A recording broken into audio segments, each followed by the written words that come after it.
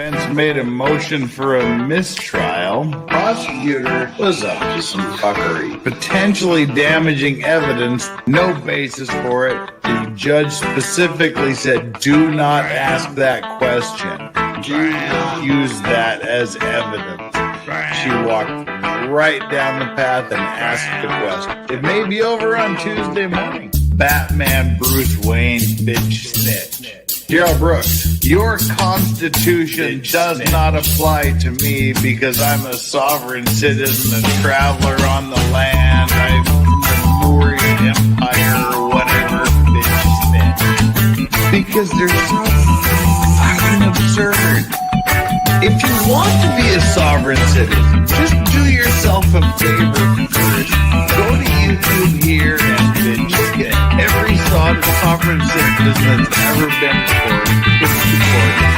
Find me one that won. God dang, you're right. Don't go down this.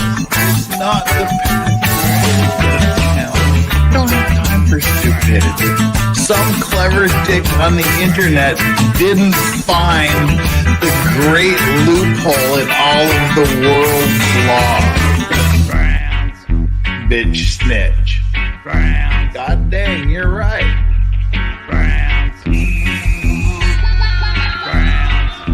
God dang, you're right. Traveler on the land.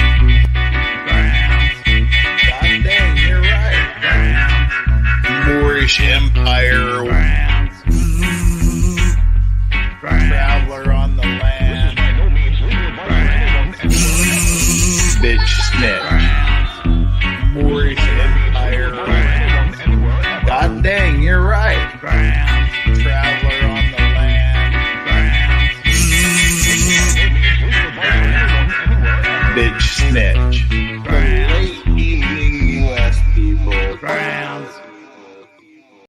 What do you got? I think I can prove to a judge that both of these men had the mens rea. What the hell is a mens rea? It's a legal term the lawyers use. It just means the intention to commit a crime. Okay, come on, let's go. Mens rea? Put the cuffs on him. How could we have gotten mens rea? We take blood? Can you do it without taking blood? We both use condoms. How is this possible? I want to see a doctor. Can I have an independent blood test? Money! I feel sick. What are you doing? Mens rea! Oh! Oh! My God! No! Hey, good morning, good afternoon, good evening, good night, everybody, whoever you are, wherever you are, whatever you're doing, whoever you're doing it with, however good it feels, however many times you're going to do it, and why you're even doing it in the first place. I don't care. I'm just happy you're doing it here with me on this little old channel we call Legal Vices, because that's my YouTube name, Legal Vices. It kind of goes hand in hand. How are we all doing today? It is Monday. Next Monday, Maritime Monday returns. Maritime Monday's back on the menu, boys. So hang tight for that. Got a bunch of ideas going on in here, what we're going to be doing for next Monday. So Maritime Monday will return. Life is returning to normal now that two of the trials are out of the way. One of them a week earlier than we suspected. We were supposed to be doing Alec Baldwin for another week, so kind of got caught flat-footed. This was not expected, but here we are. So we're playing catch up this week. And if you're watching this on replay, skip ahead another 5 minutes or 5, 6, 7 minutes to get to the meat and bones. Or if you want to sit here and watch us do a little fellowshipping and philosophizing while we wait for people to funnel in, please feel free to do so. We're going to be doing a lot of, like I said, we got a lot of catching up. Tomorrow, probably going to be a Karen Reed catch-up day. A lot of stuff going on there. Wednesday, most likely going to be a What the Hales catch-up. Again, a ton of stuff going on there. Thursday, we're looking at the Donald Hartung trial, getting back to our retro trial, the witchcraft ritualistic murder trial. Older dude on trial for killing his two half-brothers and his mom. We're coming up on the end of that trial. And then we got something else locked and loaded for the next trial. And Friday, it's looking like Friday, there's a very, very, very good chance that we'll be doing an effing Friday this weekend. So hang tight for that. I'm going to make a decision about that, whether it's going to be this Friday or a week from this Friday. I'm going to do that tomorrow, so we'll have something firmed up. Legal Vices. Which martial arts did you compete in again? I remember you talking about it, but forgot the name. Two, actually. One of them is they're both Korean, but one is the traditional Korean Guksul one, and the other is Hapkido. I have black belts in both of them. But last time I competed was 2000. My last competition was 24 years ago, at which time I placed third in the country. The country being Korea. So yeah. Anyway, that was a random question, but cool. And our JKD Buck here in stream, he happens to study the same thing. All right. Well, we have sent out our invites for our guests. We're gonna see if and when they trickle in. I've heard from one. I've heard from Danny. Danny said that she will be on her way in a bit. She'll be here. She didn't say momentarily, but I'm gonna say momentarily because I'm optimistic. Let's see. We'll give everybody like 2 more minutes, and then we'll jump into the heart of the discussion today, which is the breakdown of the Alec Baldwin trial. Almost forgot what I was doing. Jeff is so Korean. Oh yeah, that's me, the most Korean of people. Are you planning on covering Gingras' new motions? Well, see, that's the thing is. That's why I say probably. We've got so much to deal with. We got the Laura Owen stuff, a ton of new stuff there. We got a ton of new What the Hell stuff. We got a ton of new Karen Reed stuff. There's so much that we've been getting backed up on because of the Karen Reed trial and the Alec Baldwin trial. We're gonna sort it all out. I'll be pretty late to the game with whatever it is that I end up covering latest. But bear with me. We'll catch up. I got things to say about a lot of stuff. So I guess we got to wait here for another minute and a half. Why not? I'm generous. It's Monday here. It's weird to think that the prosecution should still be giving their case. They should still be putting on their case right now, but they're not. There is no Alec Baldwin trial. Which is due to the dismissal with prejudice of all charges. Of course, the main one being involuntary manslaughter. All right. Well, to finish up with the housekeeping stuff before we jump in here, we've got our like and subscribe poll. There's 440 people here waiting for this show to get in. Waiting for this. Hey, Nate, how you doing? Are you free? We can always use an extra panel member if you happen to be in the neighborhood. Nate, the lawyer, says crazy case. Yeah, we're just doing the breakdown today. People are going to slowly trickle in. Being entirely optimistic. Nate, I'm going to shoot you a link if you're no pressure, no hype. If you just happen to be available, feel free to pop on in. That will. Let's see. Hey, where are you? Here we are. Again, just saying. Why not, after all? Here we go. I sent you a link if you are free. If you're not free, cool. But thank you very much for being the first super chatter of the day. Nate the lawyer kicking it off at the $5. Cool, thanks. Oh, sweet. That sounds optimistic. All right, so we're gonna start here. Let's start at the beginning. It's a very good place to start, or so Julie Andrews tells me in song. We had the incident on the set in New Mexico. It's the height of COVID. There's restrictions in place on how many people can be in a room together, wearing masks and all this other nonsense that was going on. And we had this situation where they're doing all this filming, and the armorer wasn't allowed to be in the room because there was too many people there, reportedly. The other actors, one of the other actors who was supposed to be giving like the off-camera dialogue, Jensen Ackles, he was outside, whereas normally he would be inside. And so there's a lot of this going on. And depending on who you talk to, there was between 6 and 12 people in the church at the time this happened. The one thing that everybody can agree on, well, the one chain of events that people can all agree on is that Alec Baldwin had a real live gun in his hand. There was a real live bullet that would be rotating into the chamber when the weapon is cocked. We can all agree on that. And we can all agree on the fact that the gun went bang and it bisected, went straight in one side and out the back near the other side of Helena Hutchins and into the shoulder of Joel Souza, killing Helena Hutchins and wounding Joel Souza. And that's about where the agreement ends. And so we find ourselves here. David Halls, he was basically the guy in charge of the set. His responsibility was safety and making sure everybody else does their job. We saw Danny flashing here for a second, and then she was disconnected. She was here for a grand total of about 1 second. So I assume she's returning. All right. So David Halls, he realizes he may have let live ammunition on the set. Well, and speaking of live ammunition, someone who's a real firecracker, it's Nate the lawyer. Yo, what's going on, bro? Good morning, sir. Good morning. Good morning. I forgot you guys do this really early. Like the stream is early for me. It's like 8 o'clock, but yeah, I'm happy to be here. I was like rolling out of bed. I was like, oh, Vices is up. Let me watch what he's doing. Yeah, we're kind of waiting for.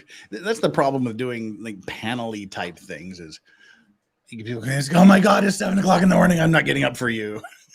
All right. So I nab him as I see him. I hear that, brother. We should have other people joining us here. Danny on popped into the stream for a second, and then she was disconnected. So, Danny's having issues. She's always having issues. Danny, you got to get off that Walmart. Get off the Walmart. And I'm just kind of seeing where everybody is. Sean, potentially criminal, should be joining us later. Katna Williams and MG Law is going to be popping in from work when he's available. And here she is. She's back. It's Danny on again. Hey, I don't know how much time Nate has, so I'll just let him go. Nate's got nothing but time. It's no, I have some time. I have some time this morning. Good morning, Danny. He was just whining about it being 8 o'clock. So how do you feel about him whining about it being 8 o'clock? Oh, hey, early is early. It doesn't matter. Any time before 9 is too damn early. That's my thinking. That's fair enough. No worries, Nate. But you people from Utah, aren't you guys in mountain time? So it should be like 7 o'clock for you guys. Yep. Yeah, Danny's at 7, and I didn't even ask Andrea because I want to get up at 5:30 so he can be on with me at 6. I did it with Karen Reed, and I wasn't going to push my luck with this, so I just didn't even ask. So as I said, we're just kind of going through this and just giving a little breakdown, giving a little debriefing, thoughts on the witnesses, what few there were, and just the general stuff. How's that for a prepared YouTube thing? I'll just talk about the general stuff. We had the charges were involuntary manslaughter. There was a firearm element, and there was a lesser without the firearm element. Did you guys think the charges were proper? Should the charges have been brought in the first place? And if so, were they properly charged? Nate, go ahead first. I do think the proper charges were brought because I do think this is at the crux of it. It's an involuntary manslaughter case. I don't think he intended to do this. I think this was an accident. But the question was really between the criminal negligence and just run-of-the-mill civil negligence, which I think they got in spades. So, for criminal negligence, you need that element of recklessness. And essentially what we're talking about is a contextualized case, and I'll explain what I mean by that. This case is going to be fact dependent because in normal parlance, in your everyday world, people who have guns must check it before you point them at somebody. Number one, you don't point them at other people. And number two, even if you're going to do it in some type of situation, you must check them to make sure they're safe and, able to operate. Maybe you're at a gun range or you're showing somebody the weapon or something like that. I personally, if I'm going to show someone one of my weapons, I open it and show them that it's safe and has no bullets. And I check it not only for them, but I check it for myself, right? You check it in front of the person. So we're both confident that the gun doesn't have anything.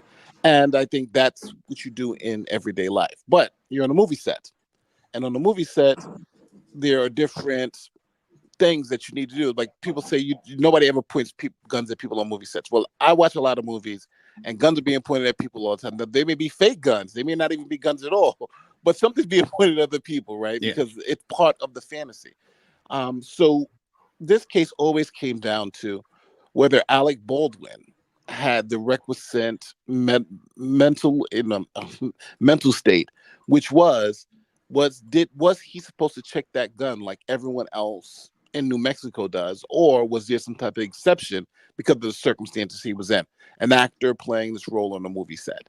Now, personally, I believe Alec Baldwin's defense was a very good defense, because when he got his firearm, unlike in normal situations, it went through two other people whose jobs it was to check it: the armorer, the AD, then Alec Baldwin. So that failure wasn't, I think, a failure in his mental state of acting unreasonably. I thought it was a failure of their system.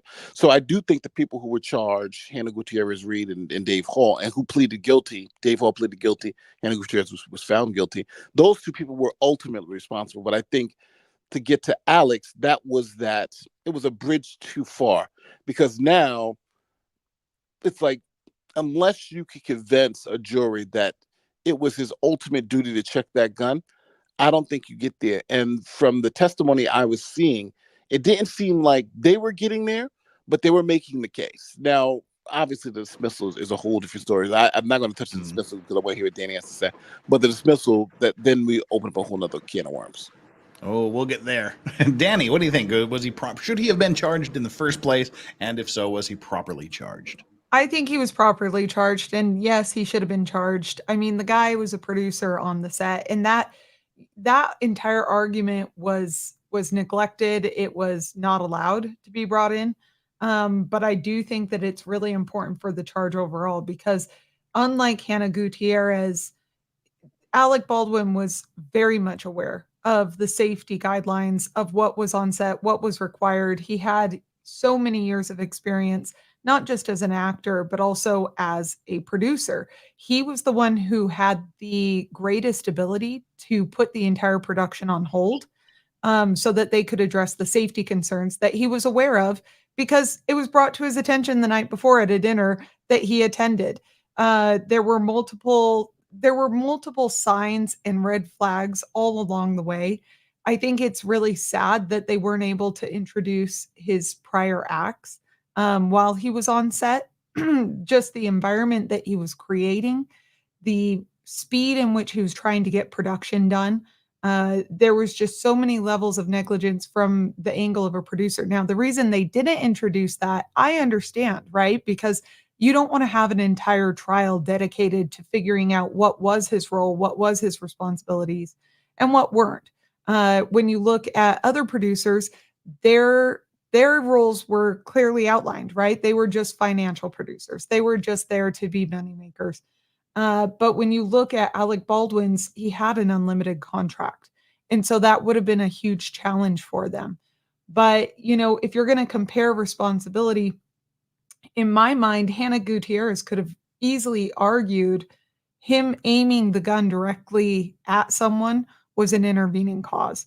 But ultimately, the person who I think is most responsible in this entire scenario, and I've been saying it from day one, is Seth Kenney, their actual supplier. He was the one who brought over the ammunition. More likely than not, the live ammo got mixed into the ammunition from him. So Those are my overall thoughts, though. Do I think that the charges were appropriate? Absolutely. It was brought by a grand jury.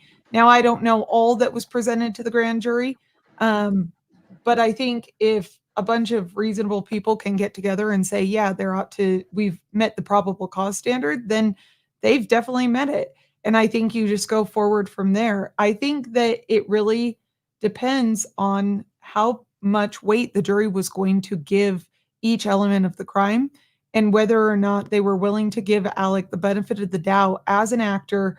Was this standard? Was he following standard safety procedures for actors, not for the rest of us? And the reality is that they do have a different standard. And if we want to see that change, the only way to see it change would be to hold him accountable or, other actors in similar scenarios accountable before it happens again. Oh, we're going to talk about that because I strongly disagree with that point. But the first point, I do believe he should have been charged, and he was properly charged as well, because he was the last line. He was the one that had the ultimate power to stop it. He's the only one that pointed a live functioning weapon at someone and pulled the trigger. You can do the but for this person, that person, the other person. He's one of the but for people. If he took an inherently dangerous object, pointed at another human being, and relied on someone else, and I always go back to take my YouTube very, very prop gun and go, hey, here you go. It's clean. I checked it. Put it at your kid's head and pull the trigger. Put it at your husband's head and pull the trigger. You're not going to do it. You're going to look at me like I'm a complete idiot, and you're going to check it. Oh yeah, no, you're absolutely, Jeff. I agree with you. Yeah. I'm just saying, if that was the argument they were going to be making, they needed to make it. Yeah. And speaking of arguments, it's MG. Look, everybody's acting like they haven't all put their makeup on this morning. You three, jeez. No, I'm at the office, so I can't. Yeah. Well, so we were just asking the question, MG. Should he have been charged, and was he properly charged? Yes, and yes. All right. He's the one that ultimately pointed a weapon that he knew was a live weapon, capable of firing live rounds. Pointed it at someone, cocked it, and pulled the trigger.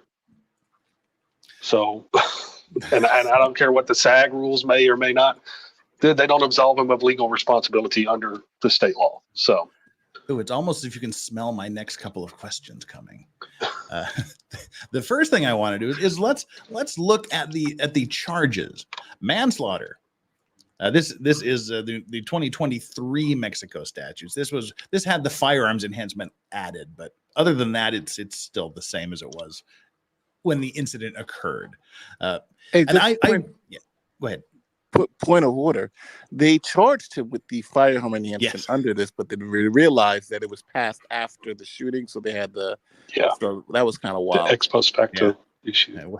One of the things that cost the previous prosecutor her place as prosecutor. Oops. Let's not charge them with things they can't legally be charged with. But the thing that really annoyed me was Spyro. I keep wanting to call him Spiro, but Spyro was Spyro continually using the word homicide. He's not guilty of homicide. It's not the crime of homicide. That ain't a thing. Homicide is just one person killing another, no matter how it happens. Yeah, but it sounds good, Jeff. I know. And it sticks in the jury's head, and he knows it, and you know it, and we know it, and that's exactly what he was doing. I would have objected for a number of reasons. Go ahead. No, to be fair, I would have objected because I said he did commit a homicide. That's not true. Yeah. He didn't commit a manslaughter because you could legally commit a homicide if you self-defense, for instance. Yeah.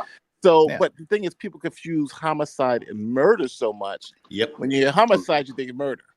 So which carries an element of intent, and I think that's what they were trying to do, was implant intent as an element that's not there in the jury's mind.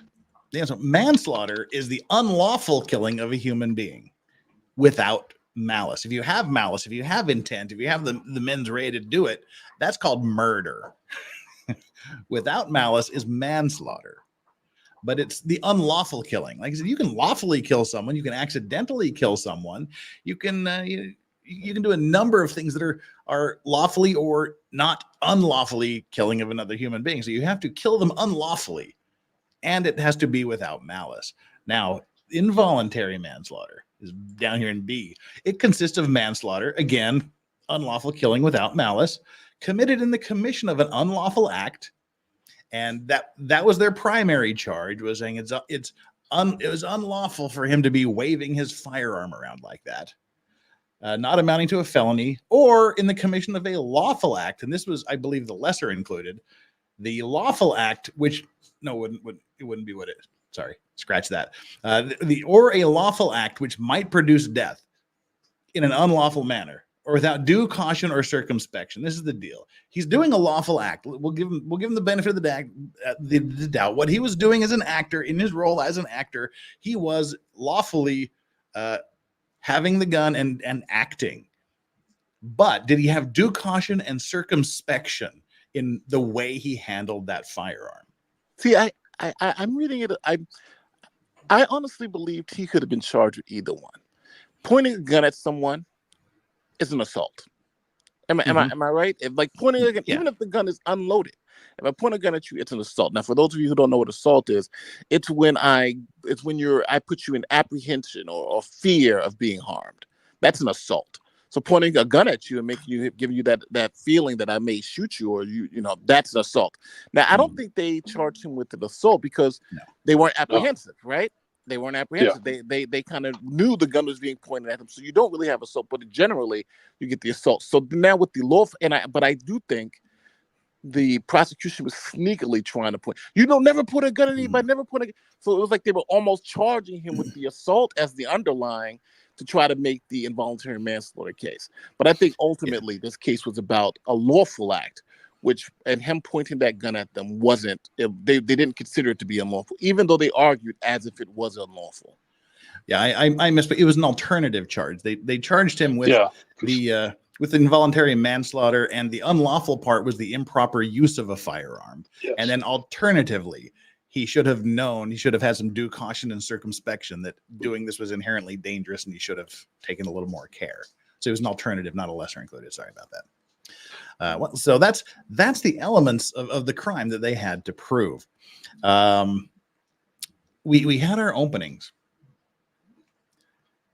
The prosecutor, Morrissey, I had to eat so much crow at the end of the day because I was through Hannah's trial, through this trial. I said, okay, she's got her weird quirks, her glasses on and off thing, her intention to her inclination to cross-examine her own witnesses kind of harshly at times. Putting those aside, she was a fantastic prosecutor. I said she's doing a great job. I think she was putting all the ducks in the right order until she wasn't. And the same goes for Spyro. I thought he was really, really mediocre, if not on the bad side, until he was awesome. But to get us there, we had the prosecution's opening statement, her very first statement, and comments from all of you: violated basic rules of gun safety. Do we disagree that he violated the basic rules of gun safety? No one disagrees with that. And neither, by the way, the SAG guidelines follow that you're supposed to never point at someone or something that you don't intend on destroying or killing. So, I mean, the SAG guidelines follow that safety rule very clearly as well. Yeah. And I don't I don't know how that's even an argument.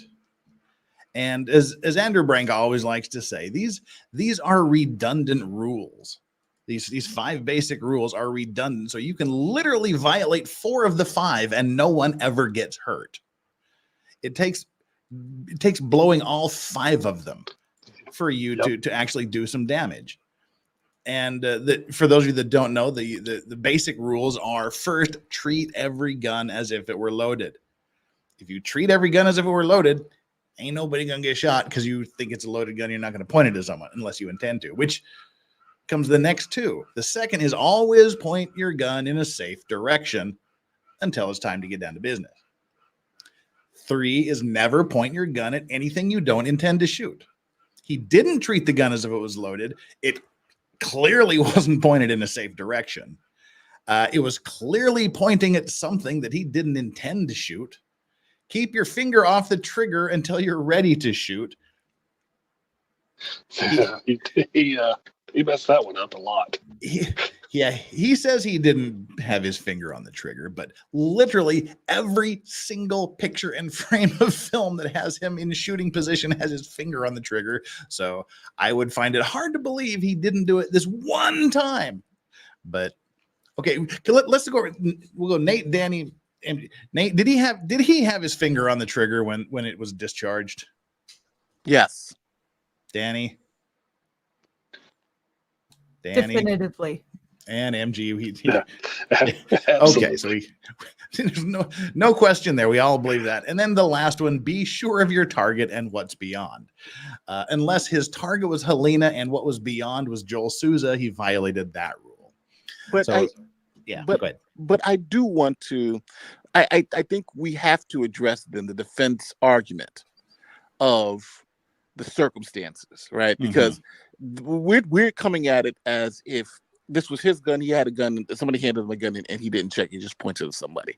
I think in this circumstance, which I think is reasonable, is that okay? Well, what we did to make sure that gun that he was handed was not going to hurt anybody and was going to be safe. We hired the daughter of the greatest armorer in movie history. His daughter is the person we hired to make sure that was good. Highly recommended. Her father said hire her. So we hired her. And then to make sure that was even good, we hired the AD, a well-respected AD to supervise her, to make sure that whatever gun that we had. And then number 3, we said there should be no live ammunition on set. Absolutely no live ammunition. All the ammunition should be either dummy rounds or non-existent. So no one can get hurt from anything on this gun. So any gun on this set should not have any live ammo, should be inert, and we have 2 people checking it before any actor gets the gun. And they hand him, and then when they hand him the gun, they say the gun is cold. Now, in that circumstance, I think it tells a different story because now Tim checking that gun, and then and also from the testimony we heard, even the dummy rounds and the real rounds, we really couldn't tell the difference when they were loaded into the gun. So even if he does check and sees the dummy rounds, he wouldn't be able to distinguish them from the live rounds. I think that's a pretty decent argument to say, was he acting reasonably in that situation? I think you can make the argument he was, but the state law doesn't recognize that context as an exception, and I think that's the issue. See, Nate, and that's where I think that argument goes a lot stronger towards Hannah Gutierrez, because even if she had pulled out and shaken the ammunition, we got testimony from Seth that the ammo was muddled and you couldn't hear the shake sound that was the telltale dummy sound. And then on top of that, the dummies and the live rounds had similar colored primers. So if she couldn't tell the difference, I think that negates a little bit of her liability. But Alec Baldwin still aimed directly at someone and pulled the trigger. That's why I say that's the intervening cause. And that's why I say Alec is more responsible here, because Alec is the one who's aiming it directly at someone and pulling the trigger, which is both contrary to SAG rules and to state law. So I see the argument that you're making, Nate, and I think that it's a great argument. I think the defense should have definitely been making that argument. And I think they would have had the trial continued. Fortunately, they were able to get to the heart of the matter, which is, look, both Alec and Hannah Gutierrez have this out here to a large extent because they were both acting reasonably given the circumstances. That argument is a very strong argument. If you know that the primers are the same color, if you know that it's almost indistinguishable, the real ammunition from the fake ones. And if that's the case, then it goes back to the supplier, baby, if we're talking about criminal liability at all. Oh yeah, no, definitely. I think it goes, part of it goes back to the supplier but they still don't know how the live rounds even got to the gun. But I also think when you talk about Alec Baldwin pointing the gun, even the pointing the gun and all of that, there was direction because he was being directed to do it in the scene. And I like what the defense did by playing the actual video from Rust, where you have the two guys come in with the guns pointing them at Alec, and he's doing his little thing. And I love what he said. He said, "This is a movie set. On a movie, in real life, you don't point guns at people. In real life, you don't do this. But on a movie set, when you're pretending to point guns, you're pretending to do this. This is what you do. That's why all the guns are dead. That's why there's no live ammo. That's why these things are in place to protect it, because we know on this set it's likely we're going to not be as, we're going to point guns at other people and we're going to do all this and we're going to do all that." So I'm not saying it's the correct, it's the winning argument. It was definitely going to win, but I think it's strong enough to muddy the water enough to say, okay, well, if we're acting and we're acting like we're pointing guns at people, then do we just say that is illegal now? That type of movie? Well, Here, Totally but agree they with were. you. The state go ahead, first. MG. I said, but they weren't even filming the scene. It was a blocking, so he didn't even need to have a gun in his an actual operating weapon in his hand for that. Well, where I think He was not drawing it correctly. I mean, he was reckless in how he handled that. Either way, I don't think he even needed a weapon in his hand that can use some sort of actual prop in its place. And where I think the argument that Nate was making breaks down for me is in which they eventually got in because the defense opened the door. Well, they would have got in if the trial had been allowed to continue, because the defense opened the door, was him in his very first police interview going, "Guns are dangerous. I mean, God, things can happen. Just look at John Hexum. Look at Brandon Lee. He told the police, I know that even if someone tells me this is a safe gun, it's potentially dangerous. It's killed 2 people. Safe guns have killed 2 people." He essentially said that in his. He sunk his case, I think, before the detectives asked him a single question.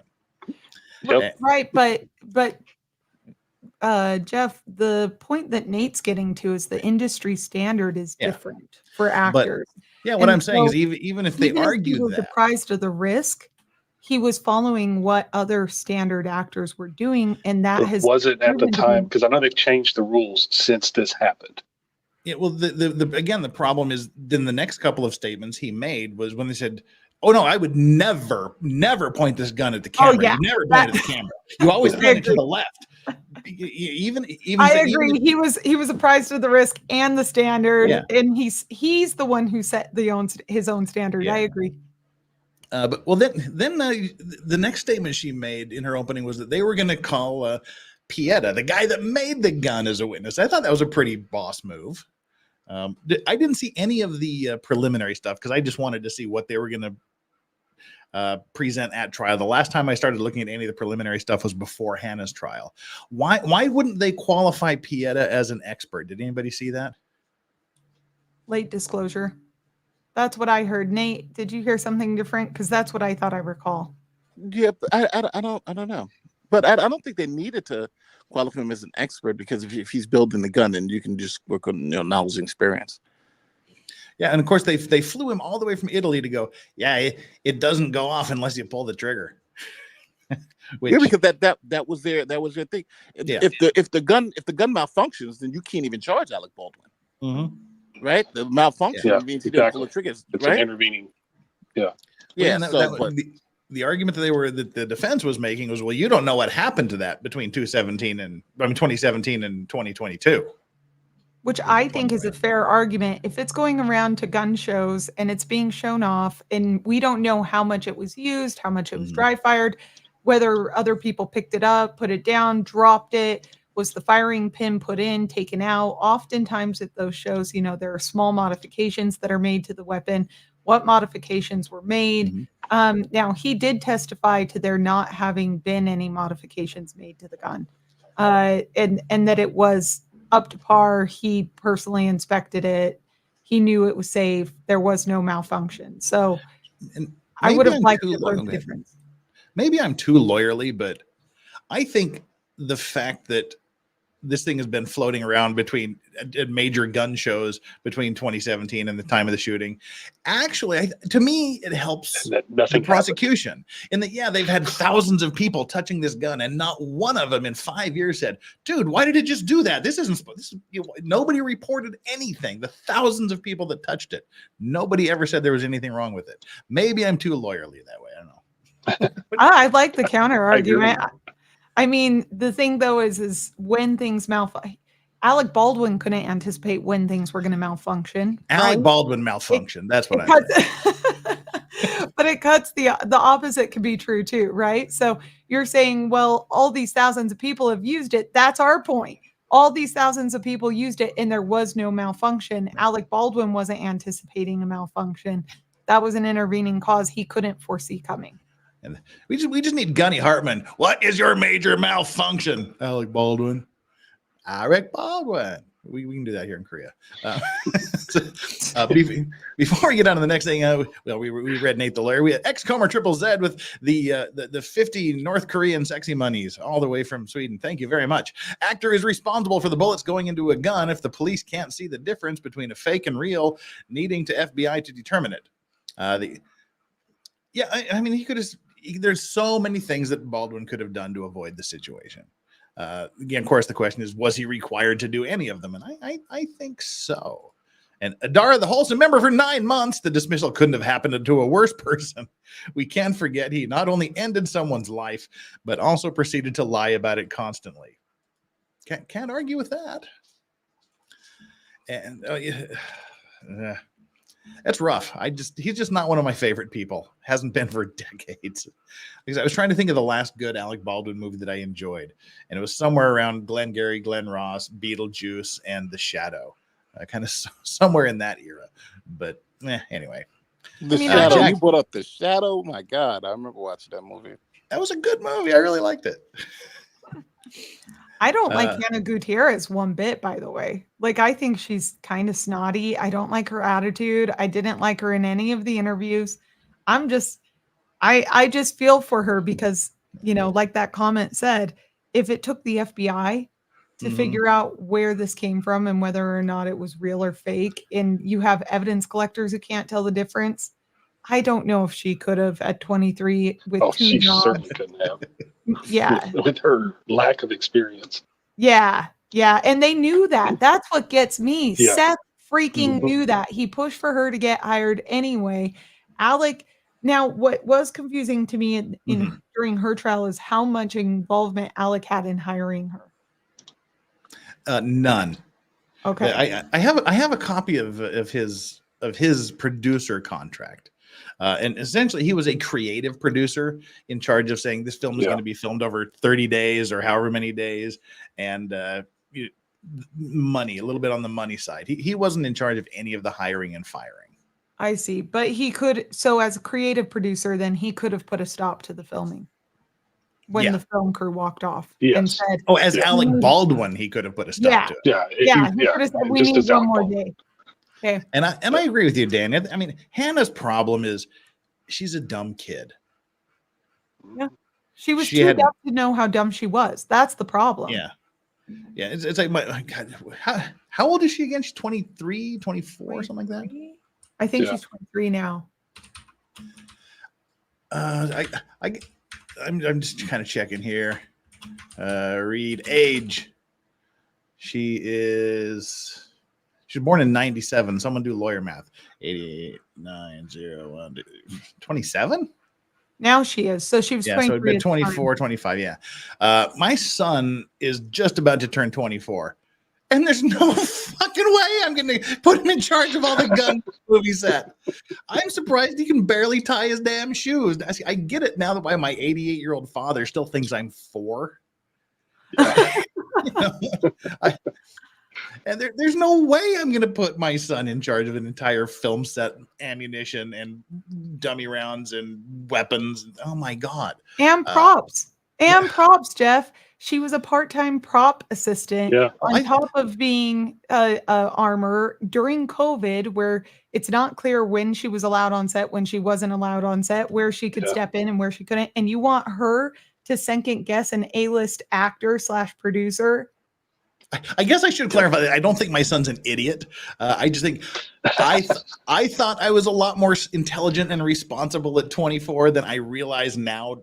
Double that out in the future Yeah. that 24-year-olds are. I look back and think, oh my God, how can these people have any jobs at all? It's just a thing, And Nepotism, baby. Yeah, I feel bad for her really because again, she's that young and essentially her life's over. Well, But her you know what life though? would've been- Oh, sorry. Go ahead. May depend on what kind of. I don't feel that. I don't feel that sorry for her. Let's just be honest. Did you see that cart? Did you see her working station? She had live and mixed dummy rounds mixed all in. Yeah. And now we're knowing that she couldn't tell the difference between the two. That was a disaster waiting to happen. Yeah. Now, if Alec Baldwin knew that and the AD knew that, they're more liable than I even dreamed. But I think Hannah Gutierrez-Reed got exactly what she deserved because if you're messing with live ammo, you can't tell the difference between dummy and live rounds, and you're mixing them together. It was, of course, it was a disaster waiting to happen. Oh, SC Junk says, give over, Jeff. By the time my father was 22, he'd spent 2 years fighting the Japanese and hadn't been returned to 30%. Yeah, I will say that 20-year-olds, 22-year-olds in 1942 are a little different than 22-year-olds in today's world. They don't make them like that generation anymore. They just don't. My father's father walked out on him when he was 9 years old, and he was essentially running a ranch at 9 years old. The assassin that kicked off World War I was 19 at the time. So this is kids who are making history, but I mean, they are kids though. I think that I'm with you, Jeff. At this age, at this time in history, at this age, the rate of growth and what's expected of you and responsibilities and sort of the responsibilities you take on are very different than 1919 or 1920 or 1940. So I feel you there. Well, and again, been there, done this since I was in Iraq when I was 19. Again, I'm not saying that they're not qualified. I'm just saying from my old age perspective, I look at them and we had an aircraft carrier strike force. Like the entire strike fleet came in here last month, 5,000 people and a bunch of ships. And watching all the 19, 20-year-old sailors getting off the boat, I'm just thinking, oh my God, these are the people that are in charge of protecting the free world. Holy crap. But they are trained. They do know what they're doing.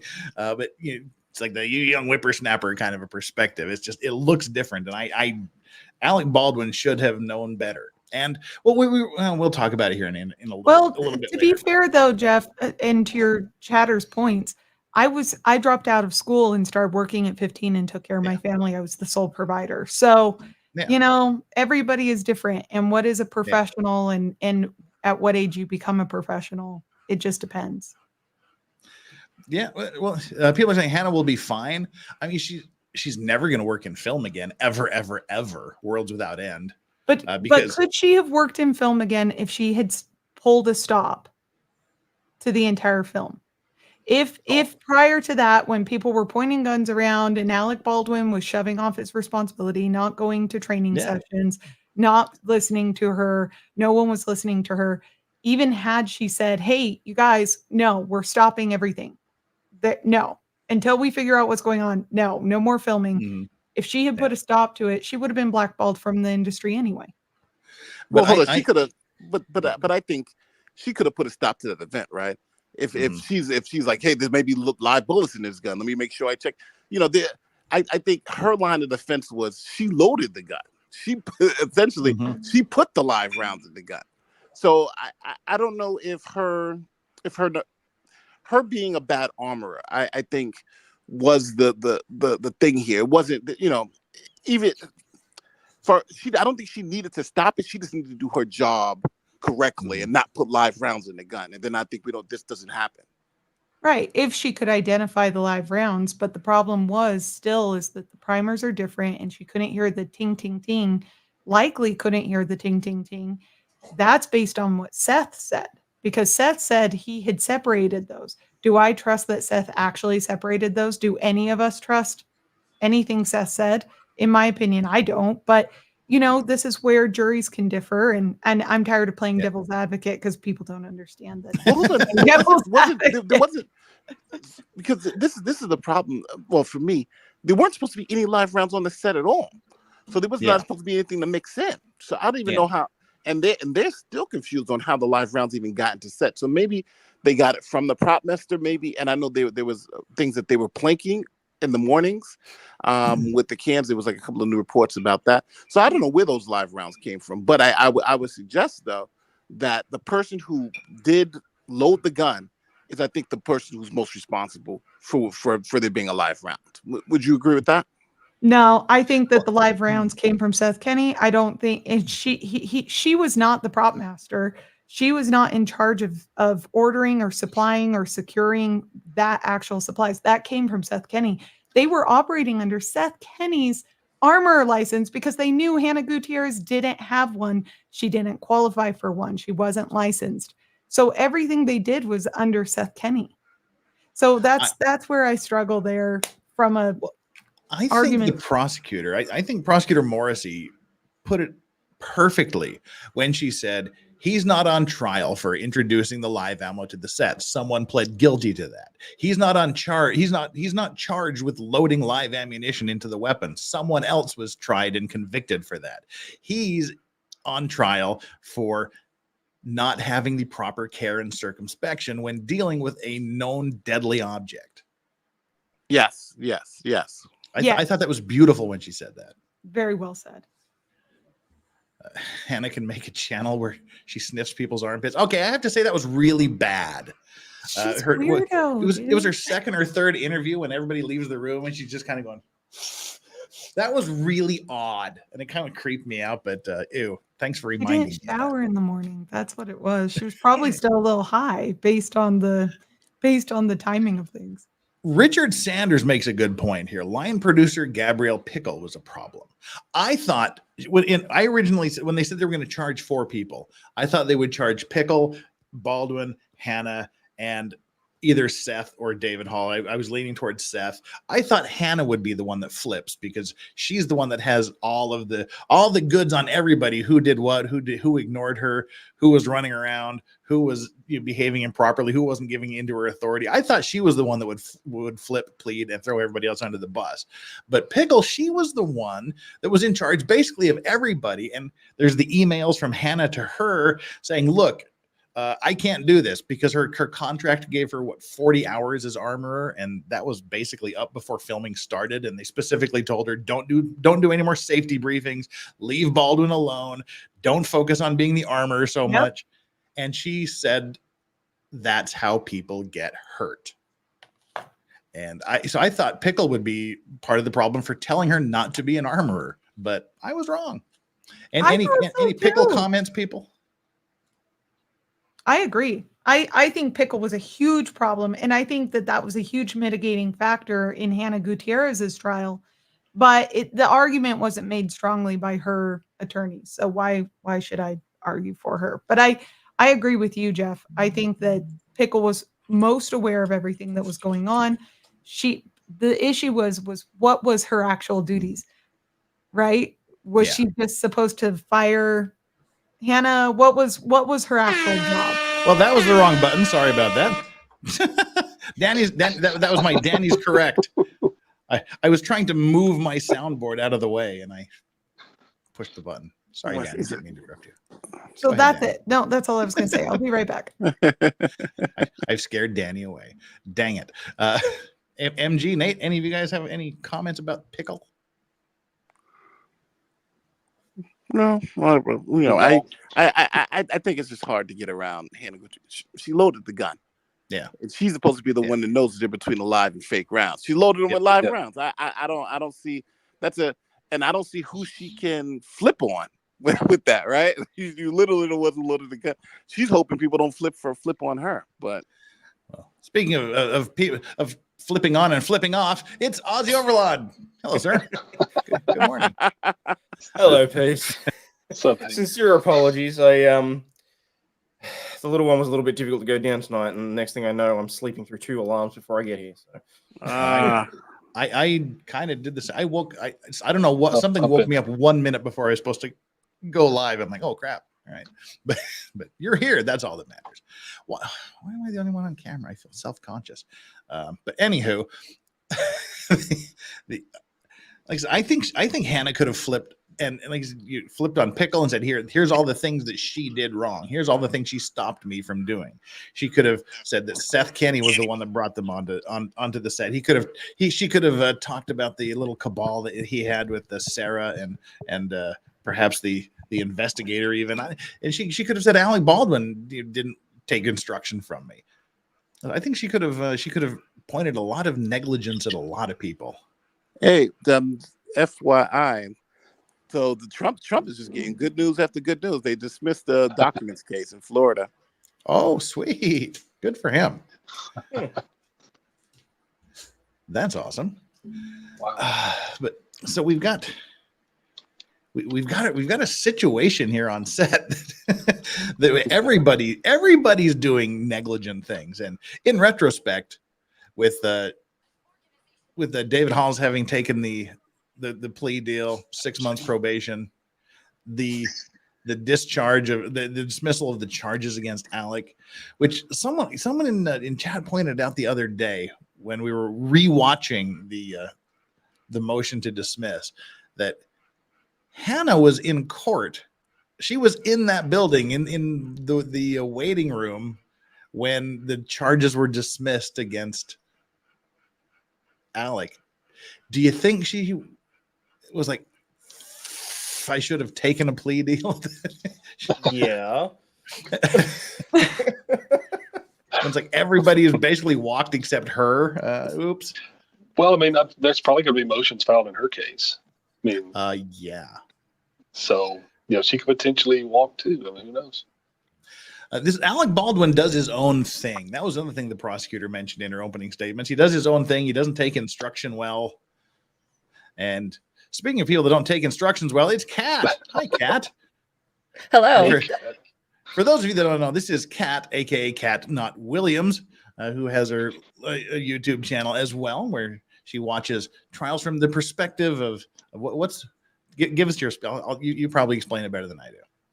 Well, so I do watch a lot of trials, but I'm usually in the chat with you guys. But on my channel, I like to look at documents and transcripts for trials that aren't televised. So things that you don't actually have that window into.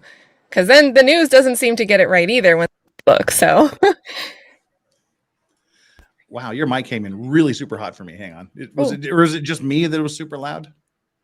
It was loud. Yeah, it was loud. Okay, wait. You're right. So it kicked off my auto mic setting. Is that better? It should be. I don't know. Do I sound better, guys? Yeah, that's fine. Is everybody deaf? Maybe drop a little bit more. Hang on. I muted her. I didn't mean to do that. I will just bump you down to about here. That should be good. Okay. Say hi. How does that sound? That Hello. sounds good to me. Thank you. Yeah, that's all right. So well, good morning. We're glad to have you here. And I know you watched this trial. So Baldwin not following instructions, Baldwin thinking is above everything. Is there anyone that's surprised by that? No. Yeah. Okay. That was an easy one to get through. It's way to toss a low ball for the questioning there. Well, I like it when the panel agrees. I don't like it when people fight. No. Baldwin says he didn't pull the trigger. We went around and everybody said, yeah, he did. Pieta will say the gun doesn't fire without pulling the trigger. Baldwin's DNA was on the gun. People were saying that's a stupid thing. Why were they even mentioning that Alec Baldwin's DNA was on the gun?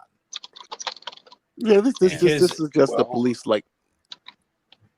Oh, sorry. I was just saying that's because the police like to show all their nice and shiny tools. This is literally a smoking gun case. He was caught with the smoking gun in his hand. Yes. Why are we doing DNA? Why are we doing fingerprints? It's like, but they want to show they other than to say the gun that they tested is the one that he handled. I mean, but that's what I thought. So they could avoid any argument from the Baldwin camp saying, "Oh no, this isn't the same gun that he had. This is a different one. His malfunctioned."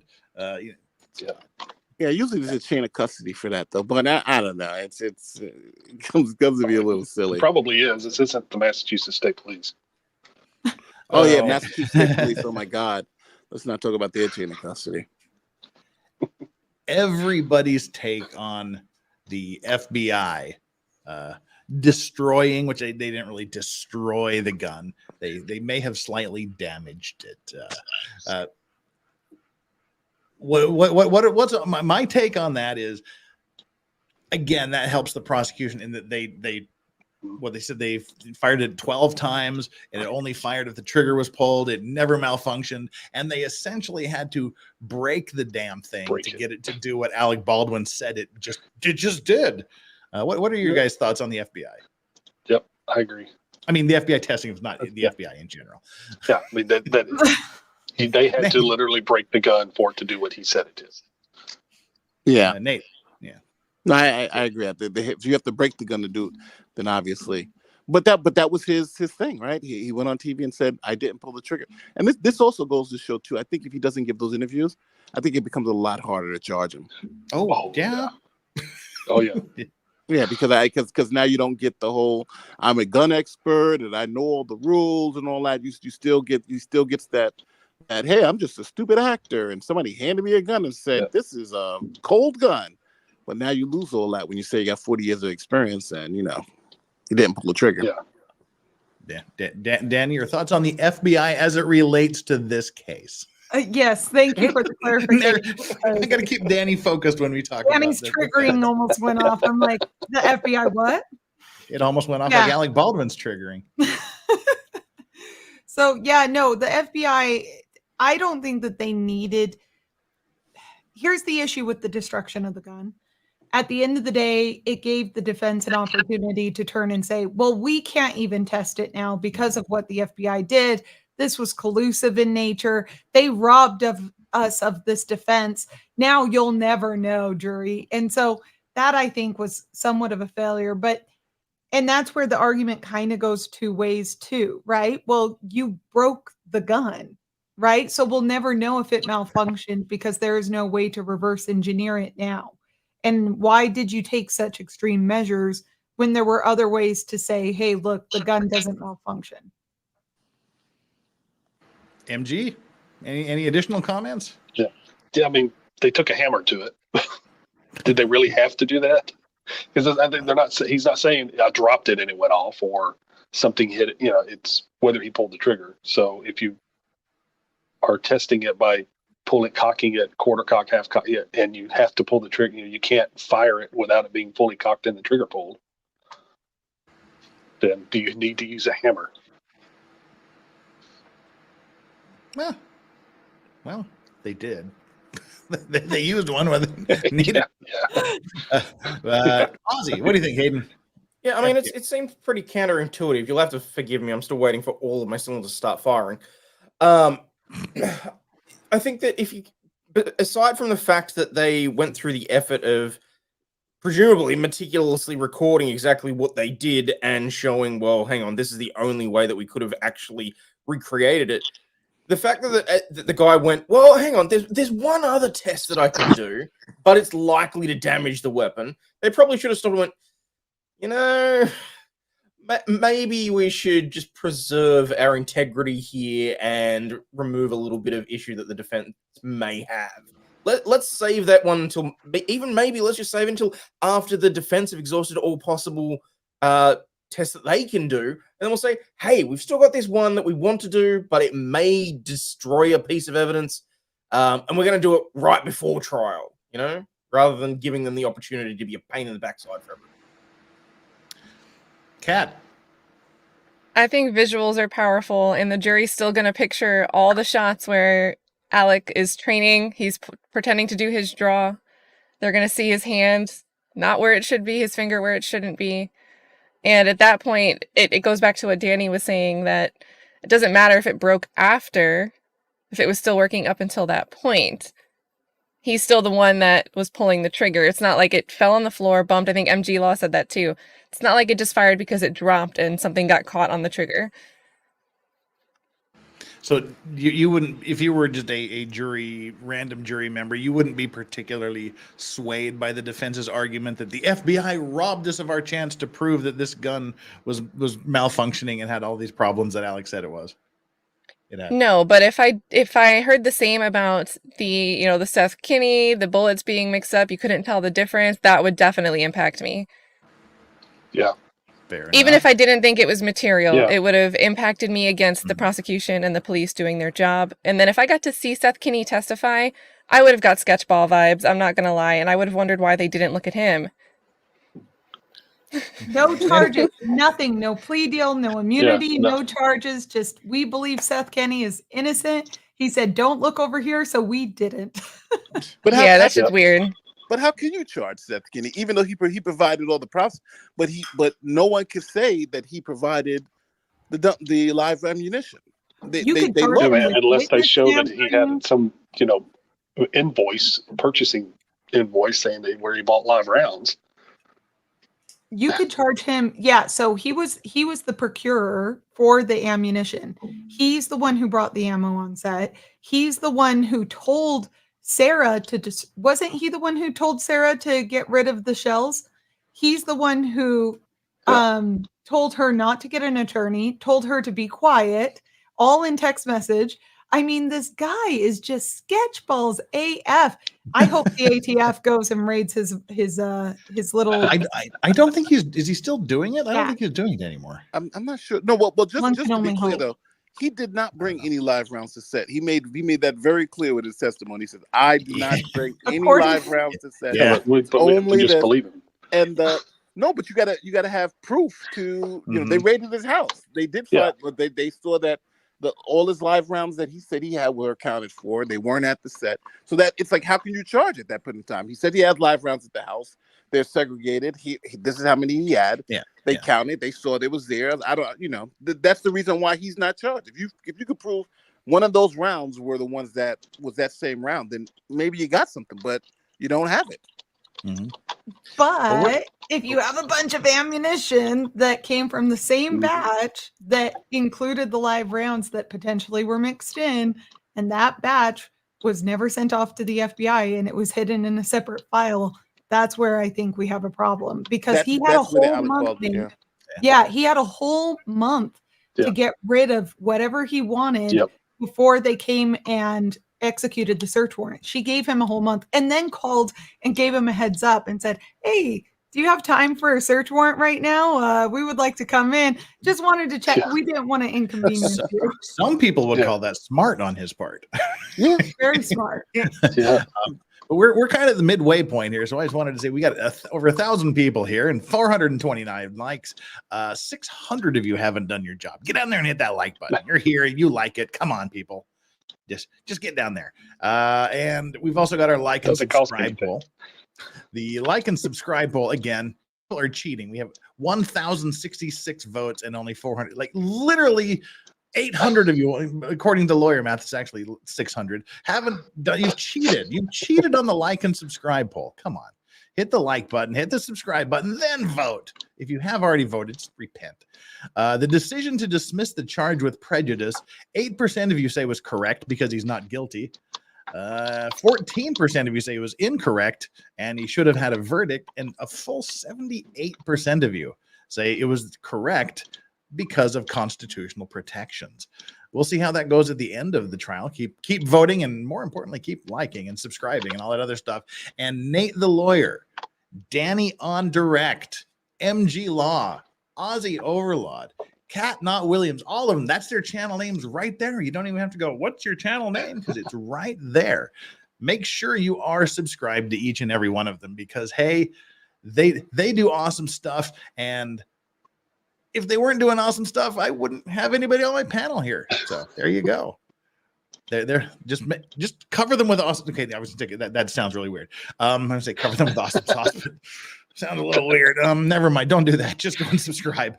Uncivil Law. Good morning. Kurt says for the $2, some of the founding fathers were younger. Lol.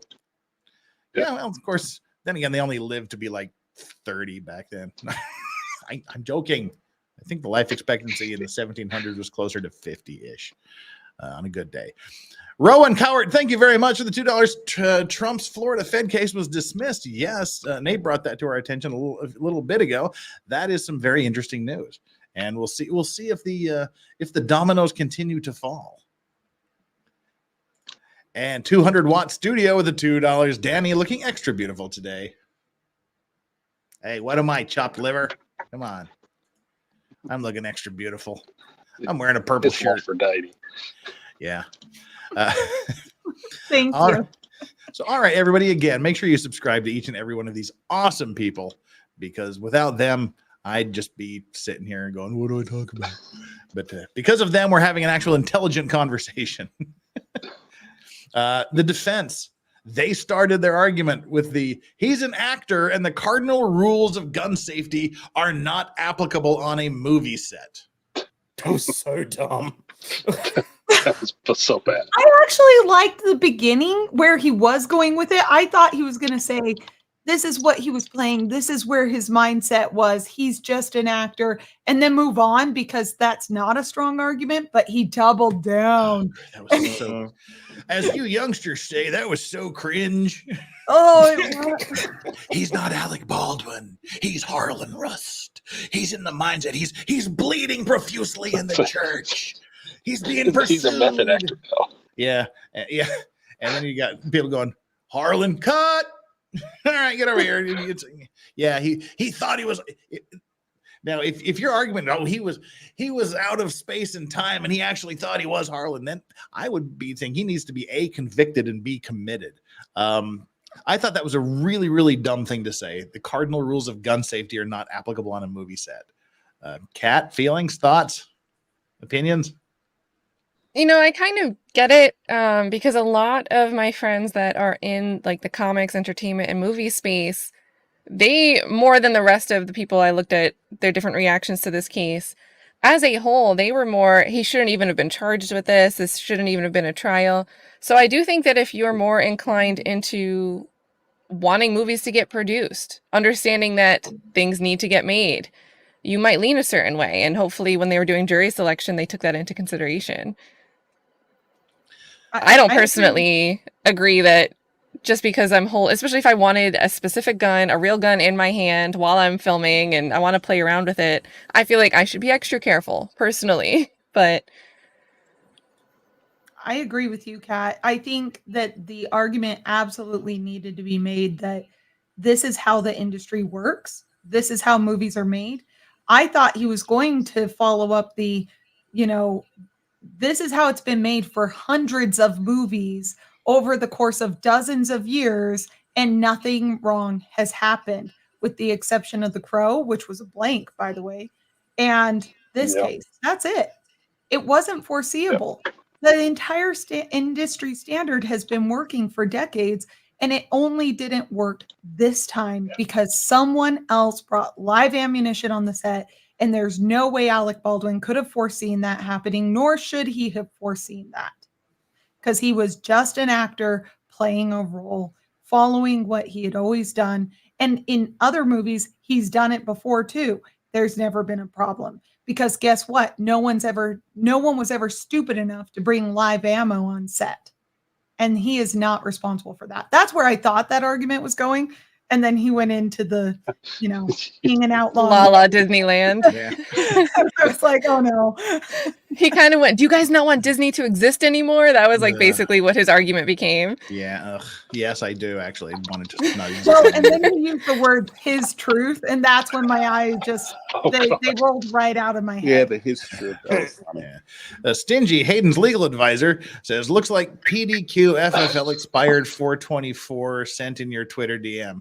Stingy, I don't have a damn clue what you're talking about, and there's nothing in my Twitter DM. So thanks, Stingy. Can you double check what you sent in Twitter, because I got nothing. Jeff. Oh, see, thank you, Nicola. Jeff's looking extra sexy today too. Thank you, Nicola. Appreciate that. What's with the dead silence when someone says that about me? Someone says about Dan, like, come on. All right. Because I'm a girl, Jeff. I'm a young girl. That's why we go. You're an older man. It's assumed you know how sexy you are. That's what I'm saying. I'm sexy, yeah, and I know it. Anyway, bang poof, says the defense lawyer. Dude was cringe AF. Mm-hmm. Bang poof was his argument. People want to see it go bang poof. I just felt like saying, sir, if you know that you sound that bad, at least practice your opening statement in front of the mirror a couple of times. Like, play it back to yourself so you can work out exactly what phrases you need to be careful with. Because he didn't just say that once, and it was the way that he said it. It was just so flippant. It's just, bang poof. And it's like, yeah, no. Safety has to occur before the gun is placed in the actor's hands. That was another line that he had. The safety has to occur before the gun is placed in his hands. Bullshit. Yeah, see, I think we forget they're talking to regular people on that jury, the store clerk, the single mom, this person, right? And the argument is what would a reasonable person in Alec Baldwin's position, what would they have done? What would you have wanted them to do? What could they have done? Now, I do think the opening statement had its cringe moments, but I do think it hit well with the whole, we're living in the land of make-believe. We shoot at people, we blow things up. You wouldn't do that in real life. But here in the movie set, we do. But how do we make sure it's safe? And then you go into, we hired the best, the daughter of the legendary armorer and this AD who has all this true experience. Those are the people we hired. And by the time the gun gets to the guy who's playing pretend, and they tell him it's a cold gun and he has nothing to worry about, he is relying on those people who are paid to do this. So that's how I think. And I'm thinking he's trying to say it in this way so that store clerk can understand it. That person, if I go in my car and I trust somebody to fix my brakes and they don't fix my brakes and I go and kill somebody, is it my fault now that I didn't check my brakes? That was the kind of theme that I was getting from the defense. Any other comments from anybody? Thoughts? Well, I kind of wanted a little more to hear from Nate, because Nate, I remember during the panel, you thought his opening was really great. Or at least I thought you were the one who had commented that. Did you like the energy? Was it the difference in energy levels and performance style between him and Erlinda Johnson? So the difference between was, I think, Erlinda, she had the law on her side. The law is clear. Guns, check. No exception for actors, no exceptions for anybody, right? I hand you a real gun. I don't care where you're at, what you're doing. You check it before you use it, period. I think it was clinical and it was sharp. I think his is that obviously you don't got the law on your side. So what you do, you have the facts. And the facts are reasonable. And now you're trying to argue reasonableness. And I think his tone and his performance was to argue that point. And I think he did a better job in performing. In other words, being more emotional. But I thought at the end, his point got lost because it was kind of scattershot. He was shooting at so many different things that he didn't really tell us, we couldn't really point to one particular narrative that he was trying to push because he kind of scattershot at everything. But I do think at the end of the day, this case was just going to come down to, if you as a juror would have to put yourself in Alec Baldwin's position and say, if someone handed you that cold gun in those circumstances, would it be reasonable for you to check or would it be reasonable for you not to check? Oh, I'm curious about something. Because I think maybe Nate and the defense lawyer are coming at this from a different position than I am. Like, Nate, with your professional background, maybe not so much, but I think him maybe being Mr. High Power partner at a top 50 U.S. law firm guy from New York might be trying to explain to the little people on the jury, to the country bumpkins on the jury that, we don't have to be safe around firearms, where you've got the jury. They probably are all firearms owners. And they were out west. It's New Mexico, for God's sake. I'm sure they're going, dude, we check our guns around here. Dude, we don't go pointing guns at people around here. We have hunter safety classes taught in middle school here. I wonder if there wasn't a disconnect in that respect with the big city lawyer talking to the clerk owner who probably is packing heat inside the store in New Mexico. What do you think, Nate? Yeah, I think you're going to have some gun owners, but don't forget, New Mexico is a blue state, and they were the ones who just passed that. Remember that unconstitutional anti-gun law that the governor tried to get through. But I do think that you probably have gun owners, but you're not. But that's the great thing about the fence. I don't need to get them all. I just need to get one or two people to say, yeah, if I was there, I don't have a gun, and I think he was acting reasonably. Out of 12 people, I don't know if all 12 would have been firearm owners, and I think. You try to, because again, as a defense attorney, I just need to pick one off. If I can pick them all off, that's great. But I really need one person to sympathize with my side. Pick them off like they're ticks.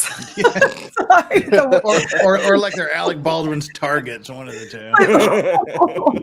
But that's, I mean, to the point about ticks and language, I think it would have come off much better. And to Nate's point, I agree with Nate. I think that you and I, Jeff, are assuming that New Mexico citizens are like Utah, Idaho citizens, right? Where we have to be armed because they're bears. There's all kinds of crap outside.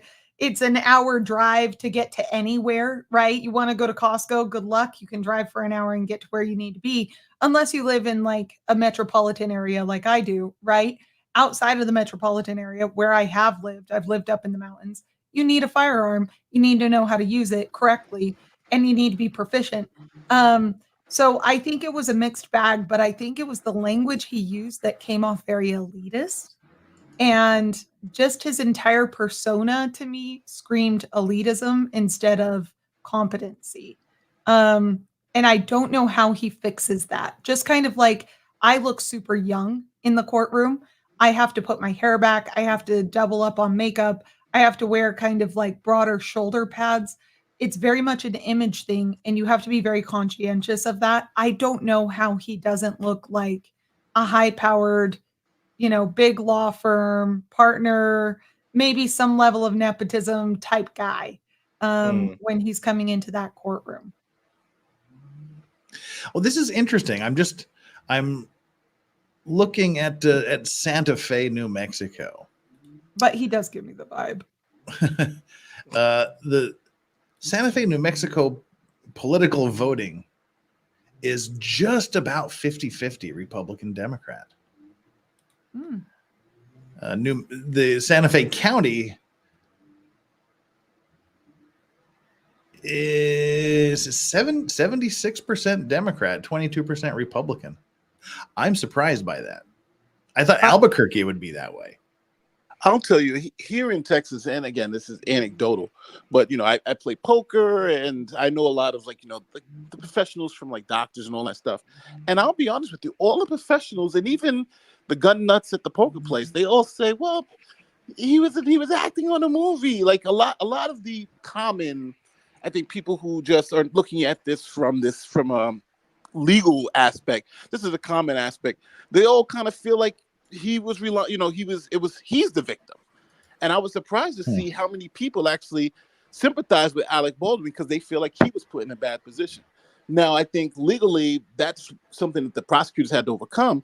But I think if we pull back from the political aspect of Alec Baldwin and just say the situation, just as, was he reasonable for him to rely on all of these things that he had been relying on for the whole week? And I think it's a great argument that Democrats will likely say yes, and I think Republicans who are more familiar with firearms will likely say no. In a 50-50 state, then I think his chances of not being convicted are even higher now that I know that the split is 50-50 politically. Well, Bifron's here again, changing the subject rapidly. Apparently, the prop guns are real guns too. Yeah, see, that's again a misconception. Prop does not mean fake. It just means part of the property department. Falls under the property department. It can be real stuff in there. That's why we got to be careful. Oh gosh, we got a couple of super chats here. Mineski, how are you doing? I don't know why Seth Kenney was not considered a suspect. He is overly helpful to like borderline suspicious. Yeah, he couldn't have been more helpful during the initial investigation. calling him repeatedly. Here, we got this. Here, what about this theory? He and Alec Baldwin were constantly calling the police detectives. But I don't. Maybe it sounds like he was a suspect, but they just didn't find enough to charge him. Any comments? Yeah, well, Seth Kinney is going to be probably interviewing Seth Kinney soon. And so he wants to come on because he believes that he is totally innocent, and that. So, all right. So for those, I feel bad because I don't want to promote Eric's show or this show. So, but Eric Seth Kinney's going to be going on Eric's show, and he wants to do a ask me whatever questions you want to ask me situation. Push back. Tell me if you believe that I've done something wrong. He wants to be confronted on that show. So they're setting that up. So Seth Kinney's going to be on Eric Hunley's show to say that. And his whole thing is that everything that he did was on the up and up. He provided the guns, he provided this, he provided that. He did not provide live ammunition. That was provided by someone else. And at the end of the day, that's why he was in charge. That's why he was being helpful, because as the prop master and as the owner of this material, it was on him to determine, what he provided and what he didn't provide. And he was in charge because he was able to show that he didn't provide the live ammo. So that will be happening soon. If you guys want to see that, I think he's going to be inviting Danny, because Danny's like, Seth Kinney needs to go to jail. So Danny will be able to don't invite me. Everybody already hates me. Here's the thing. I hate Seth Kinney. That's the thing. I need to be in jail. There is nothing I like about that slimy son of a bitch. I have no good feelings for him whatsoever. I'm sorry. I think he's a liar. I think he's absolutely incredible. I think he was boinking or trying to get into Sarah's pants. I think he was pulling whatever charms he did on Sarah and on Hannah Gutierrez. I think he was pulling on the lead investigator. And I think that's the only reason that guy didn't end up getting charged was because he was able to be like, hey, babe, you want to go to my crib? Like, I have this really sweet house overlooking Malibu. I would love Chicks are turned on by hoarders. Dude. Well, you guys, I think you guys don't even know how deep Seth Kinney was. So Seth Kinney became like the DA's little mole behind the scenes. Yes. Yeah. So for you guys don't know, Nate the lawyer, I am an actual attorney. So so one of my so Eric, who's a friend of the sheriff's friend, Eric was subpoenaed by was being threatened to be subpoenaed. Oh yeah, I remember that. Yeah. In this particular case. So he needed an attorney. So he engaged me, and we now have to meet with Morrison because Eric has all these connections with everybody in Rust. You wouldn't believe who he had connections with in the Rust case. So he's talking to like everybody, and it's like insane. And so this is why you just don't make friends, people. Just don't make friends. This is why you don't make friends.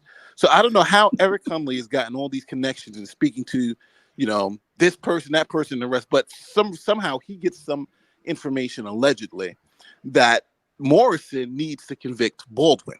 So she's after Baldwin now. And she's like, I need your client to tell me where he got this information so I can convict Baldwin. So we have this fight. We're on the phone. She's yelling and screaming at us, we're going to, but two things.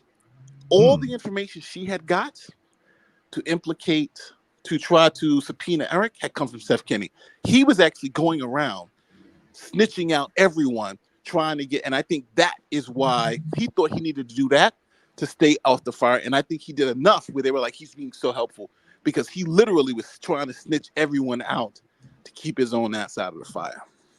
And then it looks like the strategy worked, which sort of segues into the big super chat from Nancy Joe M. You get a foghorn for that.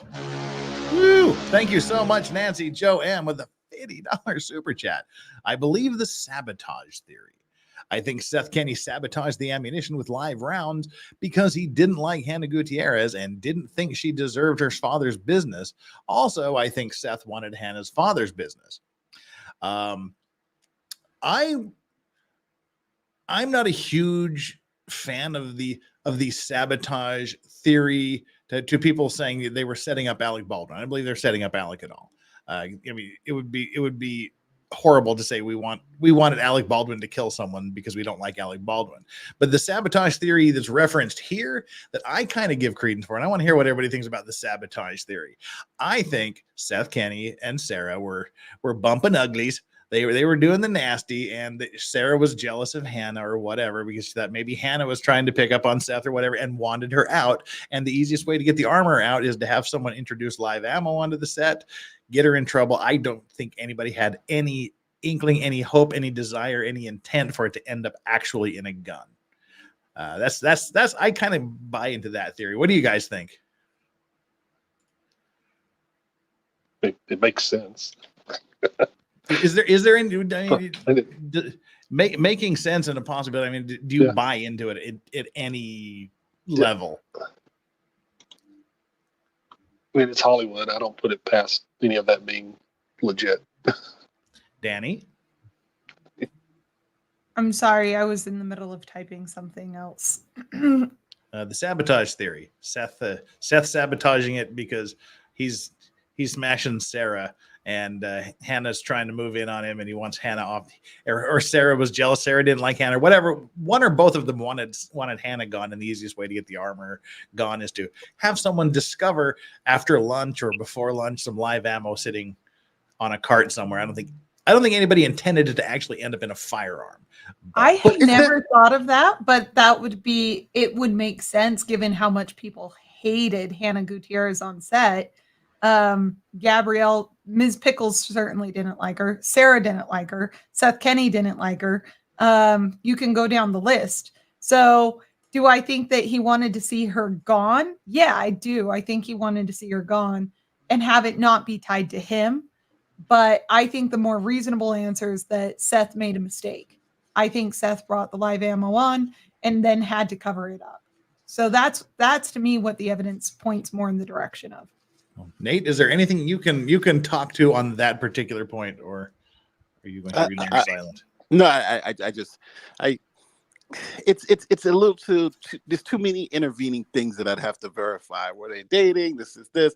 I don't know. If it's kind of in the anything's possible realm, but I haven't seen the evidence to suggest it though.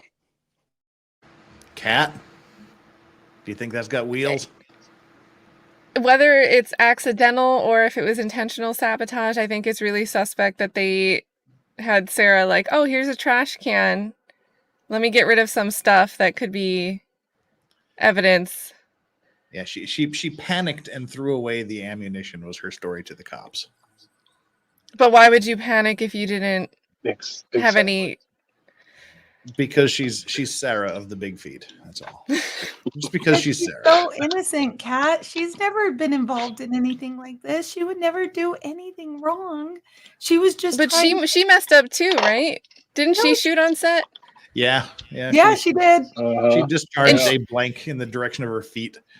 And I got confused, but she's partially responsible for what Hannah's supposed to secure on the set. Yeah, right? So I don't know the exact chain of command. She's Hannah's boss in the prop department. She's not Hannah's armorer boss. Yeah. She's Hannah's prop boss. So yeah, she kind of had. It's the blind leading the blind. It's a child in charge of another child. It's like going to Baskin Robbins. You know, you've got the 21-year-old manager in charge of the 20-year-old new hire. What do you think, Hayden? Conspiracy, sabotage. Well, I mean, I'll be perfectly honest. That's probably the first that I've really given any thought to that. I mean, nothing that I've seen would disprove the involvement in it. But again, even if they were looking to, I think it's effectively irrelevant because I'm always very much in the instant at what point the trigger was pulled, whether there was live rounds or not. I personally believe if Baldwin had been acting appropriately, someone still wouldn't have died. So, I mean, ultimately for me, the origin of the ammo is irrelevant. In particular, at least in Baldwin's it's not a material fact. It's irrelevant. Yeah, but with Seth smashing Sarah, what do you think? It's Hollywood. It would not shock me in the slightest. MG, any comments? Yeah, no, that's what I said. It's Hollywood. I don't put it past any of that being at least plausible to have happened. So, We have a couple of other super chats that just came in. Ty Mao says, was it Sarah who threw out the ammo? Yes. If so, that adds to the sabotage theory with Sarah being involved. Or just extremely incompetent. I think she was involved. Dana loves Zumba. Thank you so much for the $2 there. That sounds like it could come from a woman's mind. Again. Thank you so much for that. All right, the next thing the defense said during his opening was, guns happen in movies. The gun went off and Alex said, I didn't pull the trigger. He thought it was just a prop and no harm would occur. I think we kind of addressed those issues, haven't we? Yeah. And that was his number one problem in his opening, in my opinion, was his lies.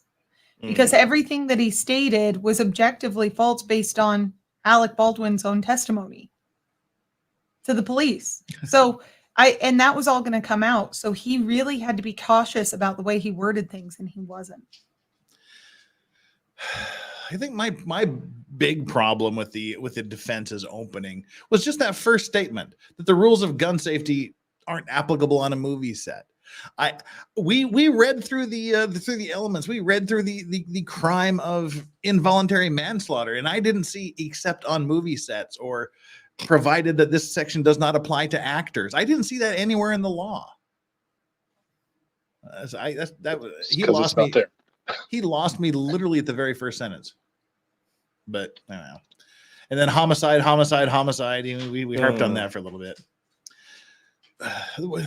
I know Danny wasn't a big fan of the first witness, Officer LaFleur, who was a 2-year police officer at the time this happened.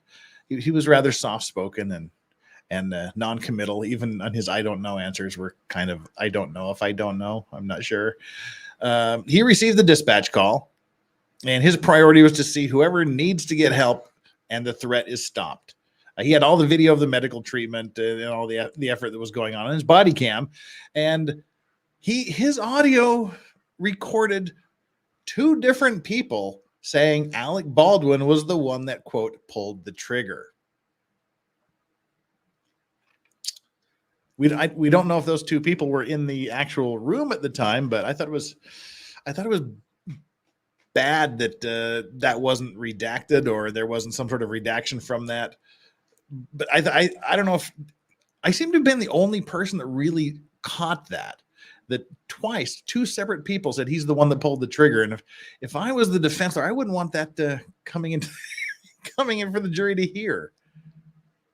But any comments on the first wishy-washy cop? The poor guy. I didn't hate him. I felt bad for him. Yeah. No comments on LaFleur.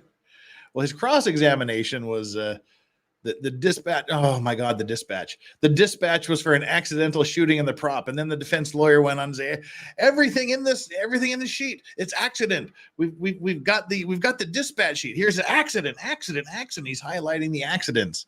Then it came time for the redirect, and I thought that was brutal the way Morrissey just walked down the police dispatch report.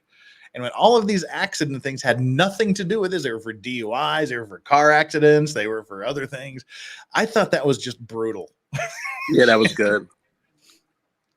Any particular comments on that?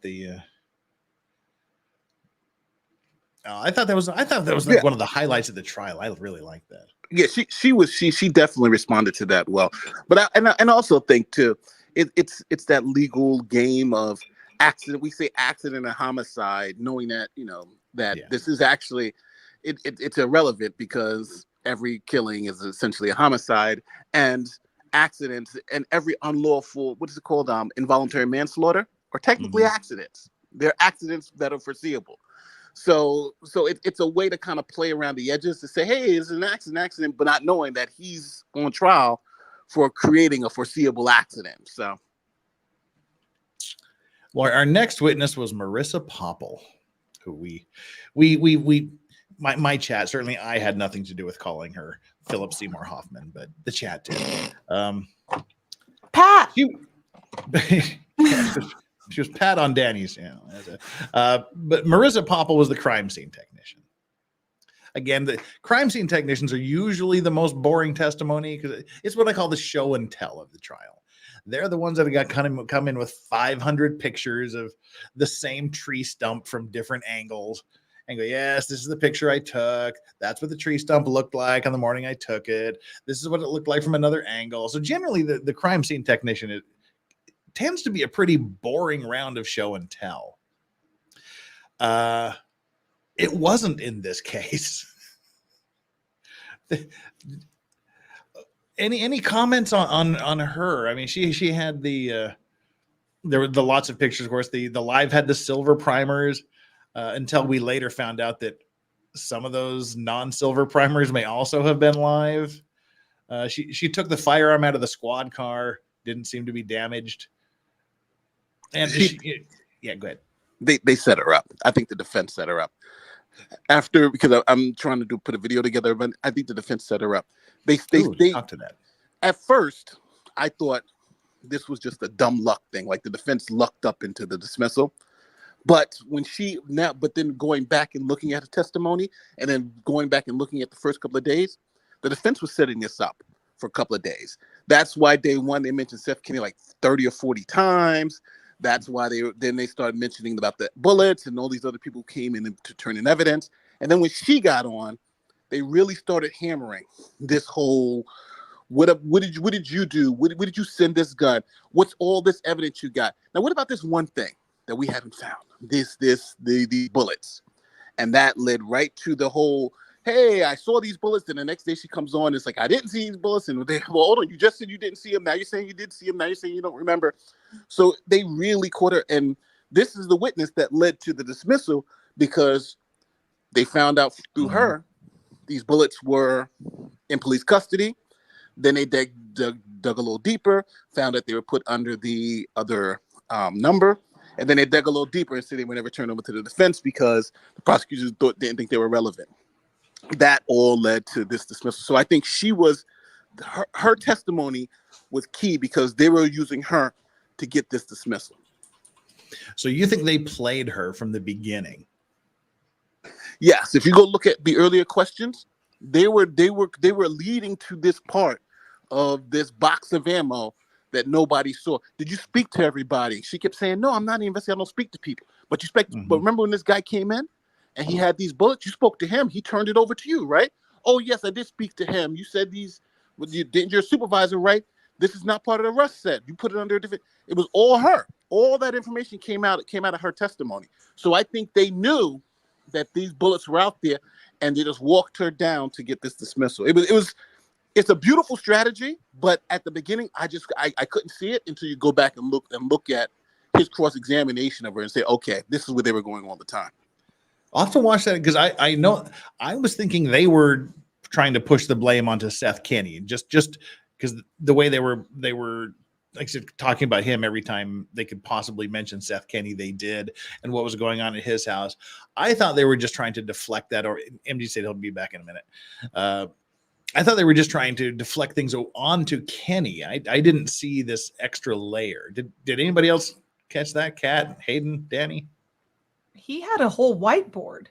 The guy brought out a whiteboard. That's when I knew shit was going to hit the fan. I was like, wait a second. Oh my God, that whiteboard was stupid.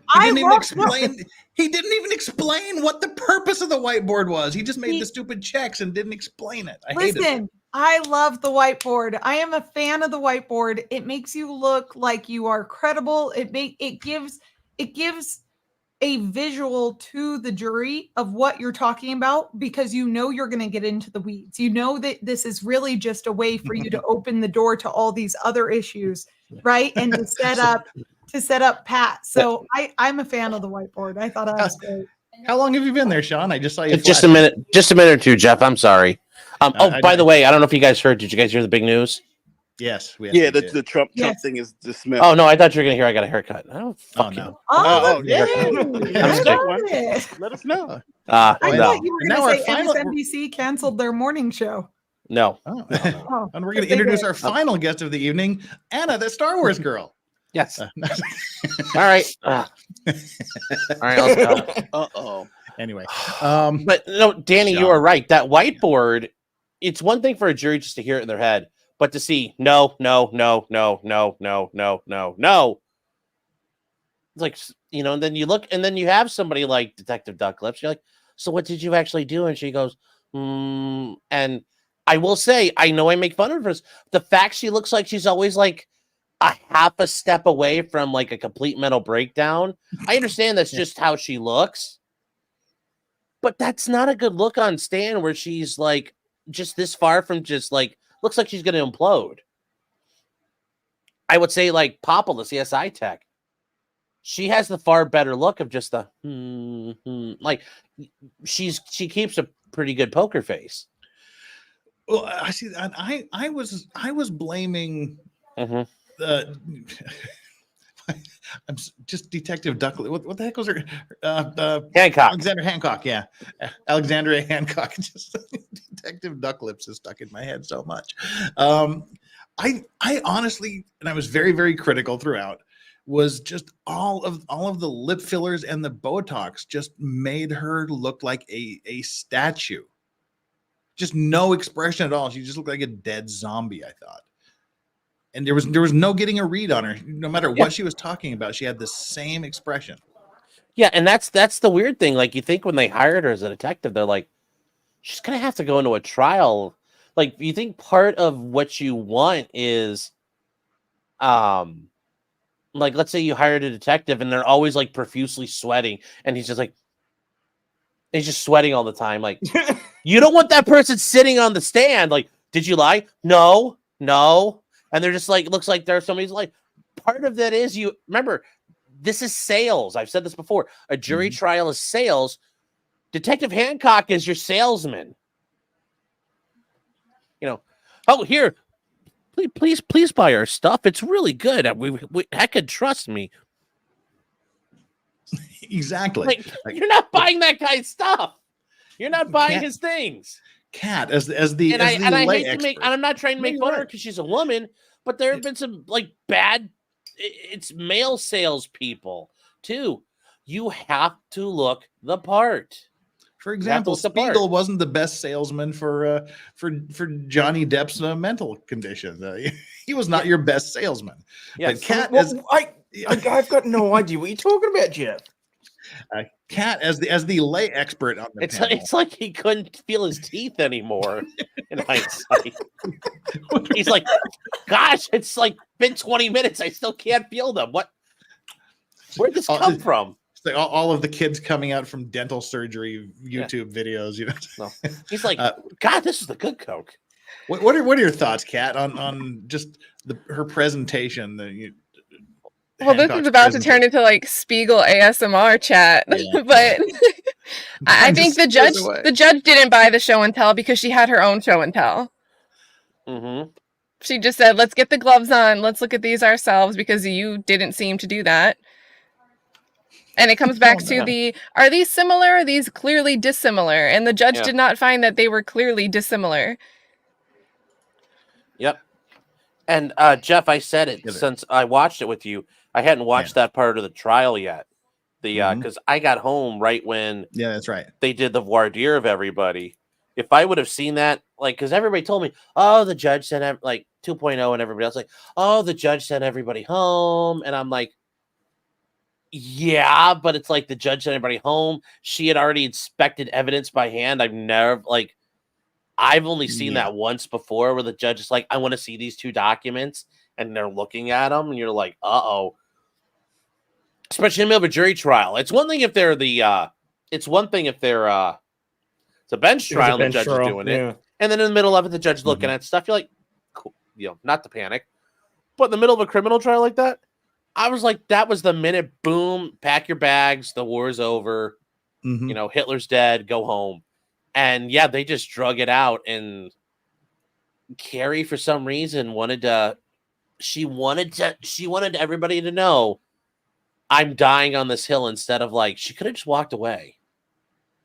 But instead, Carrie's like, my foot hurts. I'm just going to stay here. And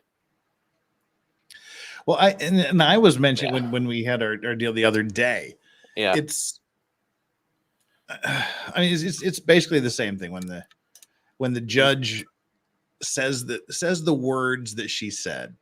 Yeah. Throughout. And the one I pointed was when they were saying, "Oh, these rounds look completely different from each other," and she's looking at him going, I don't know. They kind of look the same to me. And then when it got to the point where they were going to say, "We're going to come back from the break," Mr. Spyro, do you want to keep these here or do you want to put these back in the bag because they might get mixed up and they look pretty damn similar? When the judge is saying things like that, I'm going, all right. There you go. Done deal. That was a wild trip. Speaking of wild trips, we've got a couple things here. I wish I was drunk. Hey, Jeff and Cast and chat. Hope all is well. I don't know. I think we're doing all well. Nate abandoned us. Nate. Bye, Nate. Come back, Nate. Whatever, Nate. And LC, what's up, Lincoln Kane? Jeff Reed, get rid of the hat. Suede hat, suck balls, baby. Well, by the way, thank you very much. That's just for you, Lincoln. But this is not a suede hat. This is hardened Iberian cattle leather. This is from an Iberian cow in Spain. This was handmade by one of the finest vaquero hat makers in all of Spain at Y Hats. So yeah, ain't no suede here, baby. Wait, like is the name like the letter Y Hats or is it like Y Hats? Yeah, it's like hats. a sales pitch. Yeah, Y Hats. Hats keep you protected. Yep. WHY hats. It's nice. Handmade vaquero hats. So, yeah. The way you smack that, it's so hard. It's like, yeah. Hope as long as your socks don't sound like that. Oh yeah. It's the drawers. They sound like that. All right. Now. No, I'm like seriously though. Do you ever have to like mink oil that or anything? Nope. It just sits here nice and. No, I meant mink oil to like waterproof it and stuff. No, I don't wear this in the rain. Oh, okay. It was far too expensive for that. So it's a cowboy hat, but you're like, I'm never gonna like. I'll never cowboy in this. This is just my fancy hat. No, okay. This is just fancy hat. Okay. Yeah, this just kind of sits around the house. Minisky is I can't see that. Is it rupees? I think we got some rupees there. The 500 rupees. Yeah, I guess it is. Prosecutor Johnson has all my respect for sticking with honor and integrity through this case. More so after watching her interview why she resigned. Actually, it's Philippine pesos. Is it? Okay, yeah, that makes more sense. It's your neck of the woods. I can't see. It's vague. That was my second guess. It couldn't tell if it was rupees or peso. My eyes are I got to do my prosecution. Okay, yeah. Need your carry. Yeah. 55, all of a sudden the trifocals aren't working for you. Yeah. And thank you very much for that. Well, that's one thing that I didn't do. I said I was going to do it and I forgot, was to watch to watch on stream her deal, because again, we were lied to by Morrissey. Oh, she quit because we had this disagreement about making this part of the trial public. Well, they did have a bit of a, to be fair, she didn't lie. They did have a disagreement about that. So she didn't lie. There were just other reasons too.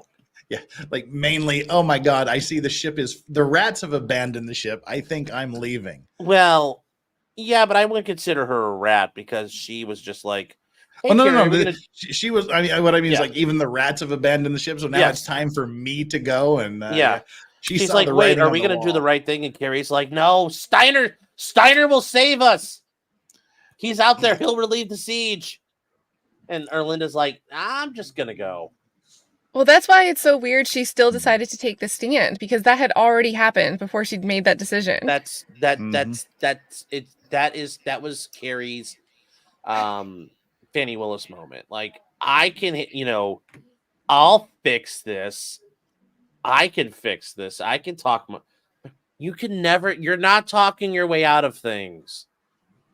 At least not in the heat of the moment. Maybe down the road, if there was like a secondary hearing or there's sanctions, she might be able to talk her way out of it.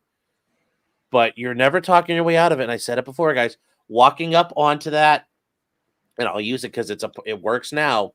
When you walk up into that witness box, you're literally sitting there, and people can shoot at you all day long, and there's nowhere to hide, there's nowhere to go. You wouldn't willingly put yourself in that situation if you don't have to. And Carrie's like, no, I want to go up there and catch bullets. What's the worst that could happen? Well, even when the defense lawyer's going, I don't think we need to do this. And the judge asked her 3 or 4 times, are you sure you want to piss away your constitutional rights? Are you sure? She didn't say it, but I'm surprised they did. If I was Spiro, I would have approached for this, but I would have said, Your Honor, I think she needs to be advised of her rights formally on the record. And I don't know if it would have to be me as it, but I think it would have been hilarious if Sparrow says, Miss Morrissey, you do have a right to remain silent. Anything you say can and will be used against you in the court of law. You do have the right to have an attorney present. If you wish to have one appointed for you because you can't afford one, that can be done. But, understanding all those rights, do you wish to speak? But I'd make her waive her rights up there on the record. But she's not a defendant. She's just a witness. Danny, here's the thing. If I go up there and admit to a crime on the thing, you're done. Like, you can admit she is a witness. She's on the witness stand. Right. She's providing testimony. Yeah. So if she says... Yeah, under oath. If you don't admit to it under oath, but if you're standing there at the prosecutor table and you admit to witness tampering, or you admit to withholding evidence, or you're doing something criminal, like, out in the hallway, I grabbed Alec Baldwin. When I saw him out there, I went to the bathroom and I grabbed his wiener and played with it. That's sexual assault. If Carrie Morrissey came in and said that while she's sitting at the prosecutor table, But that's her. But she volunteered it. That's the thing. Like, this is all voluntary. But I would argue you would still advise somebody taking the stand to their constitutional rights. And I would argue you do that when they're straying into criminal territory. I wouldn't, because I've been in trials where a witness does start talking, and the judge stops, and he brings everybody up and says, this person needs to be advised of their rights. The jury gets walked out, and the prosecutor says, Miss An, you need to understand that you always have the right to remain silent. Anything you say can and will be used against you in a court of law. You have the right to. I've been in cases where a witness gets Mirandized like that. But that's if they're under subpoena. That's if they're being brought in by the state. Here, she waived that right because she is voluntarily making herself a witness. Yes, but I would argue she's still. Because let's say she admitted to a crime up there, she's going to make an argument. I wasn't aware of my rights in the heat of the moment. Like, it's easy enough to say, just look. Well, that's kind of why I thought the judge. Remember, you don't have to talk here. But that's what the judge kind of said. Yeah, the judge kind of did do that. It was like, she's like, you don't have to do this. I don't want you to do this. You probably shouldn't do this. Are you sure you want to do this? Because you're doing this voluntarily. We don't want you. Are you sure you want to do this? And she's like, yep. She was in. I've got to clear my name. They've said some things about me, and now I gotta go set the record straight. Yeah. And she's a defense attorney. Her whole career was a defense attorney before this. Like, she knows her rights. I understand. But if the police picked you up for an interrogation, they wouldn't be able to say, like, right. Oh, well, Danny knows. We subpoenaed. I agree with you. Well, no. I'm talking about you're in the police station because they think you did something. The detective doesn't go, hey, Danny, you know what? Let's just start talking. He's like, you already know these rights.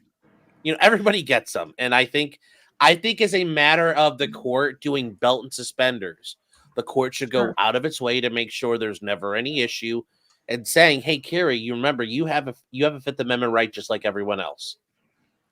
You have the right to an attorney just like everyone else. Well, speaking of people, it's not only just criminal, but also ethical conduct. She might say, I need to actually double check. But I don't know. I think at that point, the trial's imploding. The judge already knew at this point she was going to dismiss it. Yeah. I think at that point, too, because she's finding misconduct, I think that clearly shows she knows something was wrong. I think that even makes it more apparent she should have been like. Yeah. All right. Well, we've got to take a very short pause here because Kat has said she's done with us. She's just out of here. I'm gonna go to the chat, but I have a work Zoom I have to be on. I don't need Oh. to talk on it, so I'm gonna just go to the chat. But I'll be on the other side. Thank Okay. you so much for being here, Kat. It's good. Thanks, Good to it's so have you fun. in See you, here. Cat. Bye. I'll be right back Yeah, in. Bye.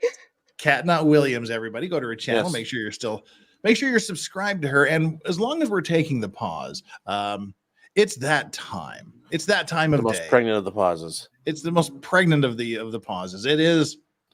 Release the hose. It's strawberry time.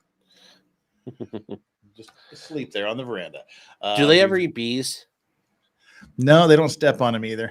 Well, no, because it's like when Homer's like, "So what are you gonna do? Send the bees after me or the dogs after me? Or are you gonna send the dogs the bees in their mouths so when they bark, the bees come out?"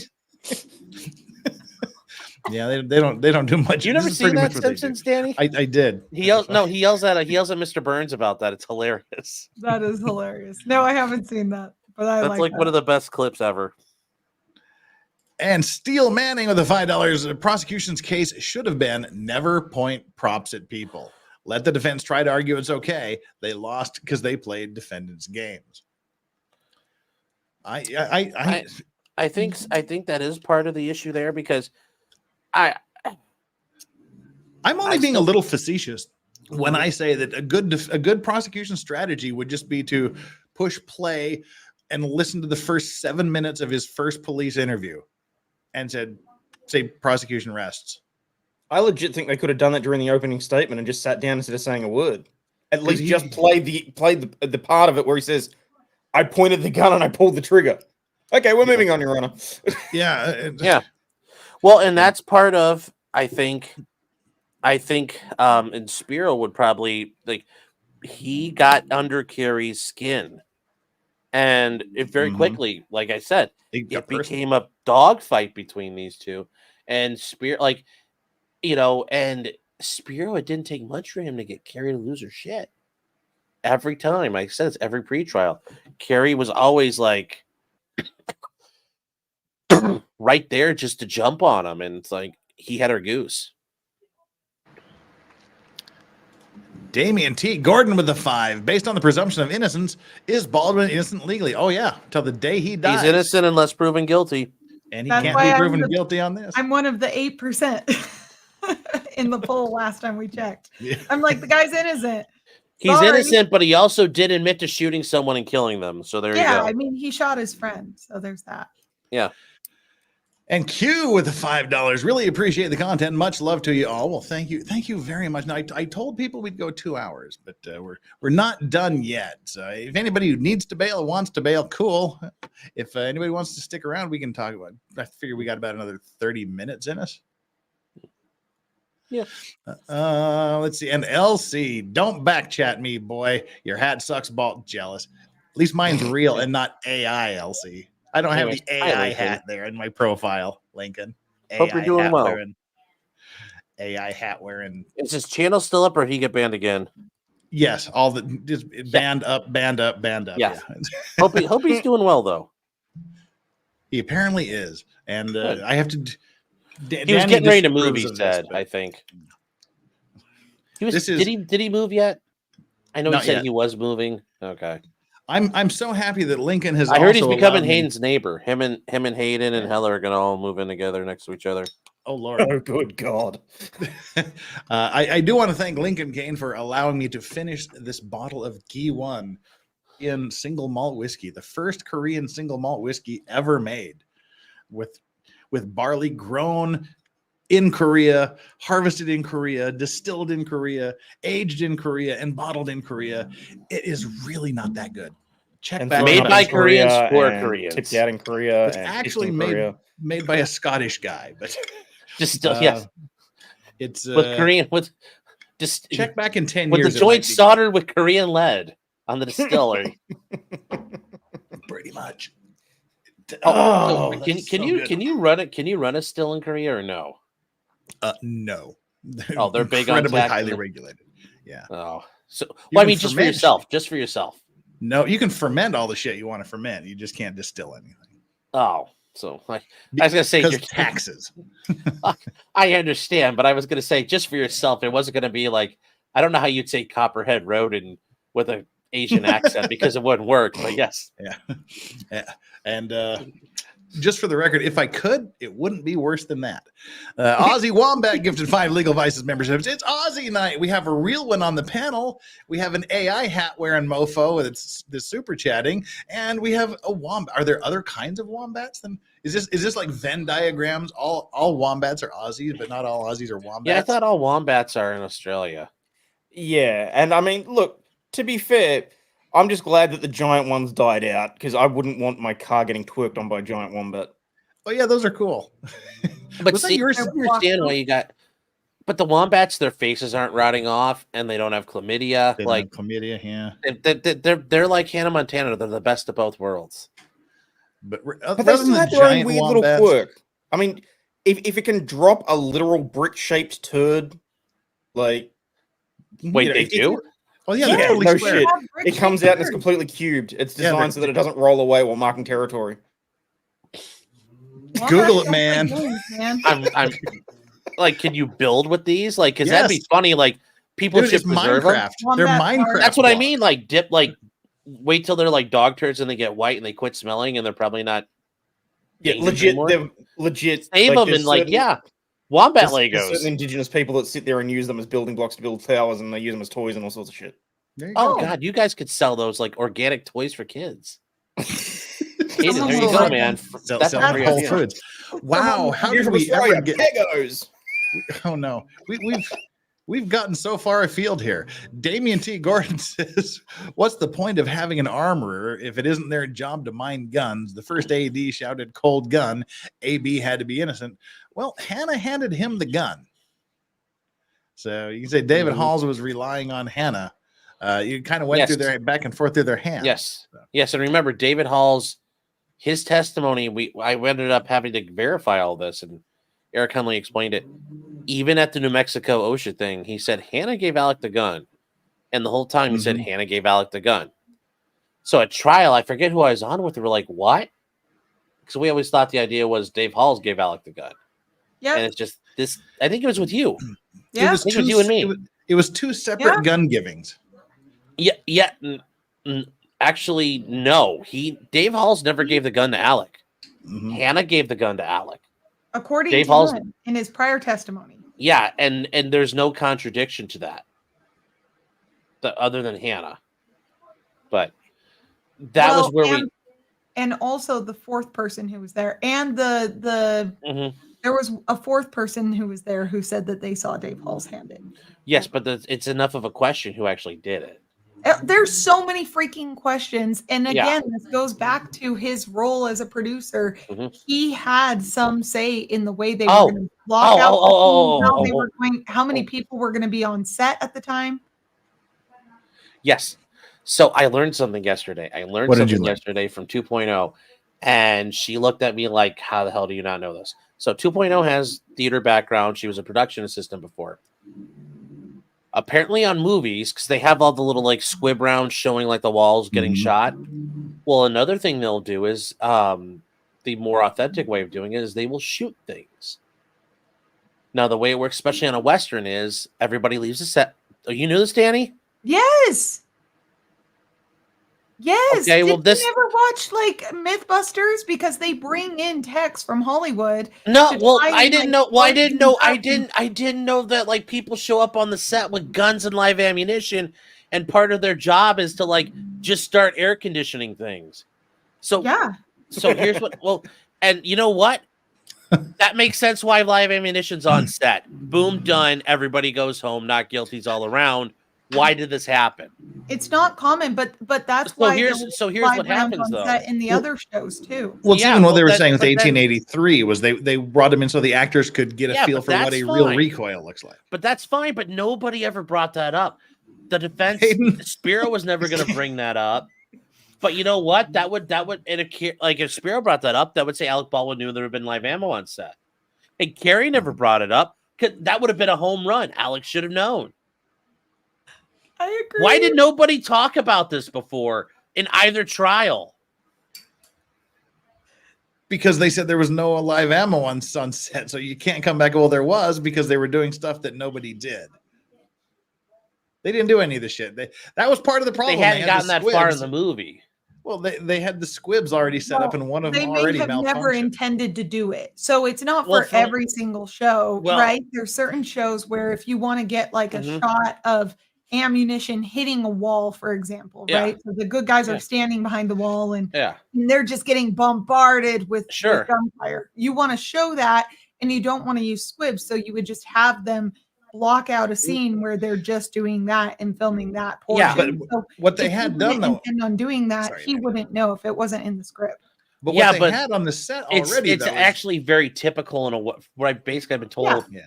It almost But- always happens in westerns, and it goes along with the idea of Alec Baldwin wanted Unforgiven on a dollar store budget. That instead of having this other group come in with special guns that nobody else touches, with ammo nobody else touches, that they shoot all the ammo and then they weigh it to make sure they have the right amount of brass. They check it all, it's all accounted for, then they leave, and then they go back to filming now with a shot up set. That actually makes a ton of sense why this happened, but it also makes a ton of sense why everybody's shutting up about it. Because let's say that came out, you realize how many regular people are like, you guys are fucking insane. But they that's where- didn't do that on this set. They was all Well, we squibs don't know because- if they were doing it on this Well, set because it we- never got we do, asked. because it's So not because in the when script. it's there in the first officer's body cam video before they let him into the church, they said we've got the squibs here, and here. They're along that row. But you of don't vents just over you there. use the We've squibs got as that. well. You use squibs as well, but you also like the Right. Magnificent Seven. You know that But- part with the Gatling gun just like blowing Yeah. up the whole town. You do that stuff. Right. For And some, it makes for some sense that people. Alec Baldwin and these guys were cheapskating it, and we're like, well, Just God, use we're not live paying for rounds. we're not But paying all- for the second. We're not paying for second unit stuff. Of We'll just all do the it all people in the ourselves. universe, including anyone that had anything Yeah. to do with the movie, you're the only person on planet Earth saying that. Okay, No, yes. Well, I'm the no, only, I'm that's not part of the not Hollywood saying it. I industry, just- like where I have a benefit to like Yeah. keeping this going. Like it's part of the reason why Hannah kept her mouth shut. No. It explains a lot of issues. So here's the problem with that. Yeah. So they actually do sort of bring it up when they have their expert. Do you remember when they brought on the state's expert armor, the guy who worked at NASA, the super brilliant one, who like You mean Carpenter? I think that Yeah, was his name, yeah. but he knew he had the answers for everything. Do you remember when he brought up the scenario where he was on a live set or he was on a set with another armor Mhm. and there was a box of ammunition that was live that he Yeah. caught because of the weight. So, Yes. and the other armor already handed it to him and said, yeah, it's good to go. And Yeah. he went, wait a second, it's not. And he was talking about redundancies. Yeah. And had they not caught it, they would have shot someone. That was a scenario where they were using live ammo, but nobody asked him, why was there live ammo on set at that moment? Mhm. No one asked him. And that's Yeah, what's weird to me. And that's why they wouldn't do it. Because if you ask that, oh, there could have been live ammo there. That Yeah. would have immediately blown Alec Baldwin out of the water. Like, well, there are live ammo. Because remember, Carrie's whole argument is there's never, and I thought too, there's never a reason in a million fucking years there should be live ammo within a mile of that set. Well, actually, 100% fucking wrong is the actual answer. Live ammo can be on set. It's common for live ammunition to be on a set. Boom. Like, that is a devastating issue. Why wasn't it being brought up? That's the point. Nobody brought it up for a reason. Everybody was told, shut your fucking mouths. Danny, That's why rebuttal. Hannah's getting a check. That's why Hannah's getting a check. Alec Baldwin, everybody's protecting the brand. I Hey, think, Laura, long time no see. How you doing? I'm just saying.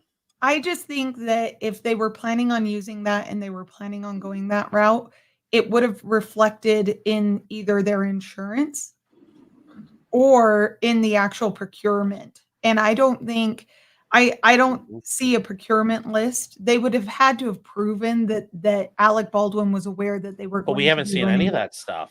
Right. And so I don't see the benefit to Hannah to covering that up. Hannah would want to introduce I that see the and say, benefit to that. You'll have Okay. a job in the future and we'll pay you a lot of money. If you snitch and you expose the secrets, you'll never work again. You'll get no more money. Your dad's gonna die penny. Well, it sounds like Dad's already pretty poor to start with. That's now. poor. And if she knew about the extra ammo and that it was coming from Joe Swenson or Swanson, Yeah. and that it was in the same batch that was sourced out to PDQ and eventually brought onto set, if she knew that she could point to Joe Swanson or Swenson and Seth Kenny, I think it would have been more likely that she would have taken that plea deal to argue that case and to say, look, I don't know exactly where the live rounds came from, but what I do know is that the procurement guy was Seth Kenny, and he pulled it from the same batch as this other dude who brought in the ammunition with the different colored timers. Sure, but I don't know how much she knew, because remember when this all happened, like when they showed up, Jason Bowles was like, I don't want that. Send that stuff away. Like Jason Bowles' incompetence saved Alec Baldwin here. So I don't know what was going on her side of it, but there's so many issues I have right now that yes, after a while, and this is true, after a while, incompetence looks like maliciousness, and that line, it's a very fine line after a while. Oh yes, and John Bear says yes. Let's go back to that square poop. That is interesting. Like I said, guys, I'm just saying I didn't know any of that, and I'm sure I don't know how many of you knew that. The square poop and the square poop torch. The square poop and all of it. The whole thing is just, it makes a lot of sense now. Like if you knew that information, you would have brought that up. If I was Carrie, I would have brought that up. But now Carrie's lying, saying there's no reason live round should have been on set. Wrong.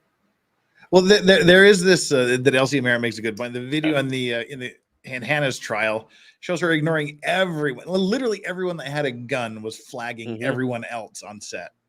It does. But remember that's nobody got shot those times. So thank God. I mean, yes, it just looks bad. Well, so we're kind of we're running out of people because this trial didn't last very long. Robert does bring up a point. Did Bowles say that, or did Troy Teskey just say that? With Jeremy Bowles or Jason Bowles, like, I'm willing to believe he actually said that because he's an idiot. See, that's the problem with a lot of stuff that the defense, the prosecution would have us believe. It all boils down to because I said so. How do we know this? Because he said so. Yes, trust me, bro. We're excited. Which, again, the fact that this entire trial went off the rails in a matter of hours, just because the prosecution decided not to hand over a two-page report and a box of ammo that they say had nothing to do with it, then why not turn it over? I understand that, but I don't know if we're really talking about it yet, but I don't see how the ammo is material to whether he's guilty in this case. Doesn't matter. Well, it does, because Brady requires it to be material evidence. If you hold on here, they explain why it's important. Yeah. Basically, they filed a motion to dismiss explaining why this is critical. And they outline it. And part of Carrie's argument was, and the state's argument, and this would allow them to refute it here. I'll show it. Hold on here. I got to share with you guys. Okay. Wait. Okay. This isn't the Chicks and Horses video. Okay, good. Just want to make sure I'm not sharing the wrong thing. All right. So this is their motion to dismiss they filed the night before on Thursday night. So. And I have to, I misspoke when I said it didn't matter, but it was material. I was thinking exculpatory. It doesn't matter. So they argued it's a violation under Brady Giglio and their evidence rules. Anyway, so they get to the argument part here. Can you guys see this? Okay. Yeah. Yep. So the state concealed it potentially to an external source of ammo. And here is the argument that, Baldwin was unaware of the risk that live ammunition had been brought on the set. To support its theory that Baldwin should have known of the risk, the state is attempting to establish a link between Baldwin and the source of the ammunition. The only way it could do so is that demonstrating the live rounds were brought to the set by the movie's armor. And what they're going to argue, and it does make sense, they never got to that point, but I think they were able to, Carrie's made enough statements, that her youth and experience and incompetence should have therefore had the idea she brought live rounds to the set. The evidence the live rounds came on the set from Kenny is therefore favorable to Baldwin. This is why the state buried it. And also remember, we're now seeing that there are live rounds that look like dummy rounds. They aren't live rounds that look like live rounds. Like, there's live rounds that look like dummy rounds. Like, this whole thing is a mess. So that's why they're making the argument here. And it was, but is it material to an element of the crime? And I don't think it is. Well, it is if where it's the source of the theory. info is not relevant to whether he pointed a gun and pulled the trigger at someone when he shouldn't have done it without checking the weapon. So, well, the argument is, I understand that, but they're trying to make the argument of there's no way anything should have ever been on set. I agree. The state could also make the argument then you still don't point guns at people because you just never know. And again, it also the materiality doesn't just go to the exculpatory part of it. Mm-hmm. It also goes to the impeachment. It can if it's material and it can be used for impeachment purposes, it's still a Brady violation, whether it's exculpatory or not. Yes, and but it still has to be. I'm saying my thing is it's still not a material issue that whether the source of that ammo, it doesn't matter. He pulled a gun. He pulled the trigger. He aimed a gun at someone, pulled the trigger, and he knew that it was a live weapon and that it was operable. So he failed to follow basic gun safety protocol. It doesn't matter where the bullets came. Well, I think he might be able to argue I have a reasonable belief that weapon wasn't loaded, based on where I'm at. I'm trying to remember what the judge ruled as far as the materiality goes. I don't think there was any explanation as to how it was material. She went through the materiality language, but I don't know that she actually applied it to the facts of the case. Well, the other issue ultimately at the end of the day was this wasn't the first time Carrie got caught dicking around with the evidence. So this may have been ultimately, I've just had it. And I think that may have been the case considering the fact she was already done. But you know what? That's part of the issue too, is sorry, they're just done with your bullshit, Carrie. But I think Alec would have the right to get up on the stand and say, there's no reason we don't put live ammo on set. Let's say he gets up there and says that. You know, Carrie's going to immediately go to, well, you knew Hannah was inexperienced, right? That there were accidents. And so you should have known there was live ammo on set. Do we know those accidental discharges were from the dummy rounds that looked like live rounds? We don't know any of that. We don't know about any of the other issues because it never really got discussed in depth. But if Alec goes up there, he has the right to say, there shouldn't have been ammo up there, period. So I have every right to do what I did. And Carrie's immediately going to go, but you know, all these things happened. And then Alec has the right to say, yeah, that sounds like somebody sabotaged it, or there was a weird source of things coming on set. And the jury's allowed to weigh that evidence how they view it.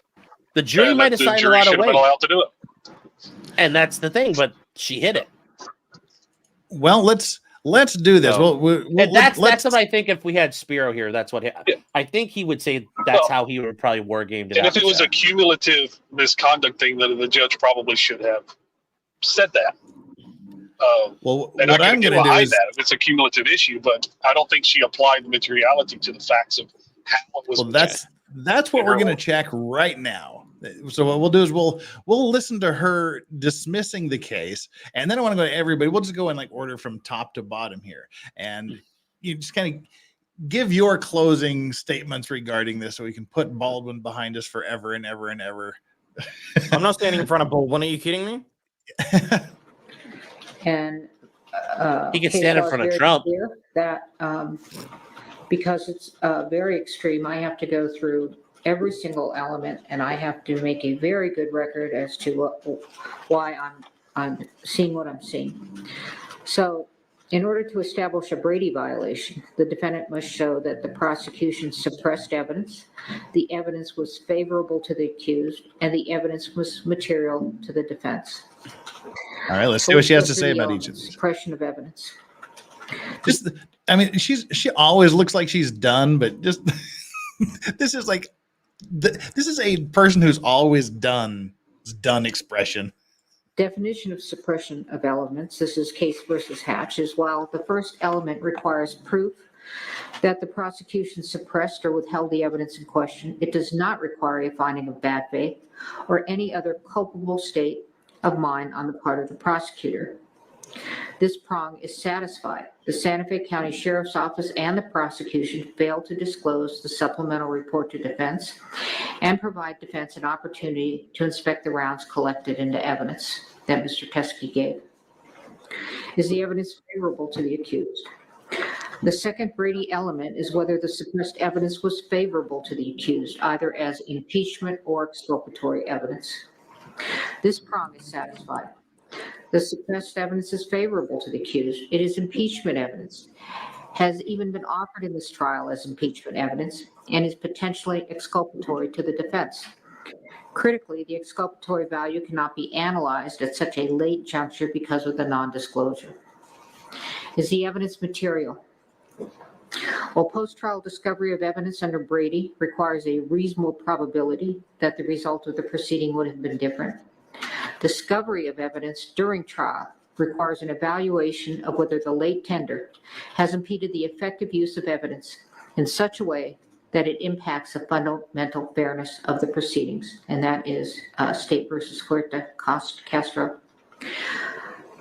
This evidence is material. The late discovery of this evidence during trial has impeded the effective use of evidence in such a way that it has impacted the fundamental fairness of the proceedings. The defense is not in a position to test the state's theory as to the source of the live rounds that killed Ms. Hutchins. I'm also going to... Okay, so the materiality came on the fact that it's in the middle of trial. We're 2 days away from the defense putting their case on, and it's impeded their ability to effectively use that evidence however they want to use it. Well, she says to determine the source of the live rounds, and the source of the live rounds is irrelevant to these charges. So I don't see why it's material. That may indeed be something. I can see how it's really exculpatory. It may be good in light. Jury may say, yeah, maybe may acquit him on that. I think the jury should make that determination. But I don't see that means it's material. That means it's material. No. If it's the jury has the right to know about it, let them decide. You're there, but now we don't have time. We don't have time to stop and wait. We don't have time to this isn't just reading a report or looking at a picture. It's like, oh my God, how does this come in? Where did these come from? Because Carrie's saying, oh, these weren't ever on the set. It's like, well, now we need to get Troy Teske. He needs to be deposed. He needs to be interviewed. Who knows where he's at? He's out. But even if they were on the set, it's not relevant to the elements of the charge. I do think it would be, though, because remember what I said. Baldwin's going to get up on the stand and said, I had no reason to believe there were live rounds on set. And Carrie's going to go, well, you heard about all these still endings. Grabbed a live weapon, pointed it at someone. He pointed his point, pulled his trigger. Wow. Yes. And he has. If somebody hands you a gun, you completely and implicitly trust to tell you it's a cold weapon. Are you going to believe it? Yeah, and he has the right to believe those people. And he has the right to make the argument. I personally think it was material. We're going to turn it over to chat because we got to wrap this thing up here. It's midnight 30 for me, and it's 1:30 for Hayden. So chat. 1, if you think it's material. 2, if you think it's not material. What do you jurors in chat think? Yeah. Is it a material breach? I think it is. And Denny Bacon's asking, how'd she come up with that decision so fast? She wrote it up during the lunch break. Yes, it was written at lunch. The die was already cast before they walked into that room. Which is why she was saying, when the first time that Morrissey said, "Well, I might want to testify," she said, "Oh, you're going to testify," and then she heard everybody else and went to lunch, and then she's like, "Yeah, you don't need to testify anymore." She'd already made up her mind. It looks like, Dave, dang, MG, come back, dang, we lost MG. Oh, here he's coming back. He was driving and maybe dropped. Welcome back. Yeah, I get a bad cell area. Normally doesn't drop, but All right. Well, so it seems like people in chat think it was material. For what it's worth. Now to wrap things up here, let's go around the circle here. Potentially criminal. Give your final thoughts, your final summary, your summation of the Alec Baldwin trial thoughts, and anything else you want to say relating thereto. Well, now I was going to say this is a hell of a. That Trump got shot and Baldwin did a shooting. This would be the perfect time if like SNL actually wants to do some funny for once in the past 20 years. This would be hilarious. And it'd be funny if like Baldwin was dressed as Trump, and it's like Trump season, Baldwin season, and Trump comes on as Baldwin, and yes, the Baldwin Trump shoots the Trump Baldwin. That would be hilarious. But it's SNL, so they're not going to be funny. I know, but that would be amazing. As Danny's retelling of The Little Mermaid.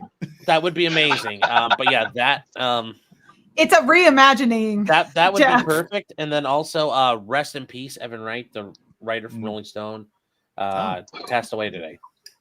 Everybody's dying. Jeez. It's like everybody's dying week. Death season.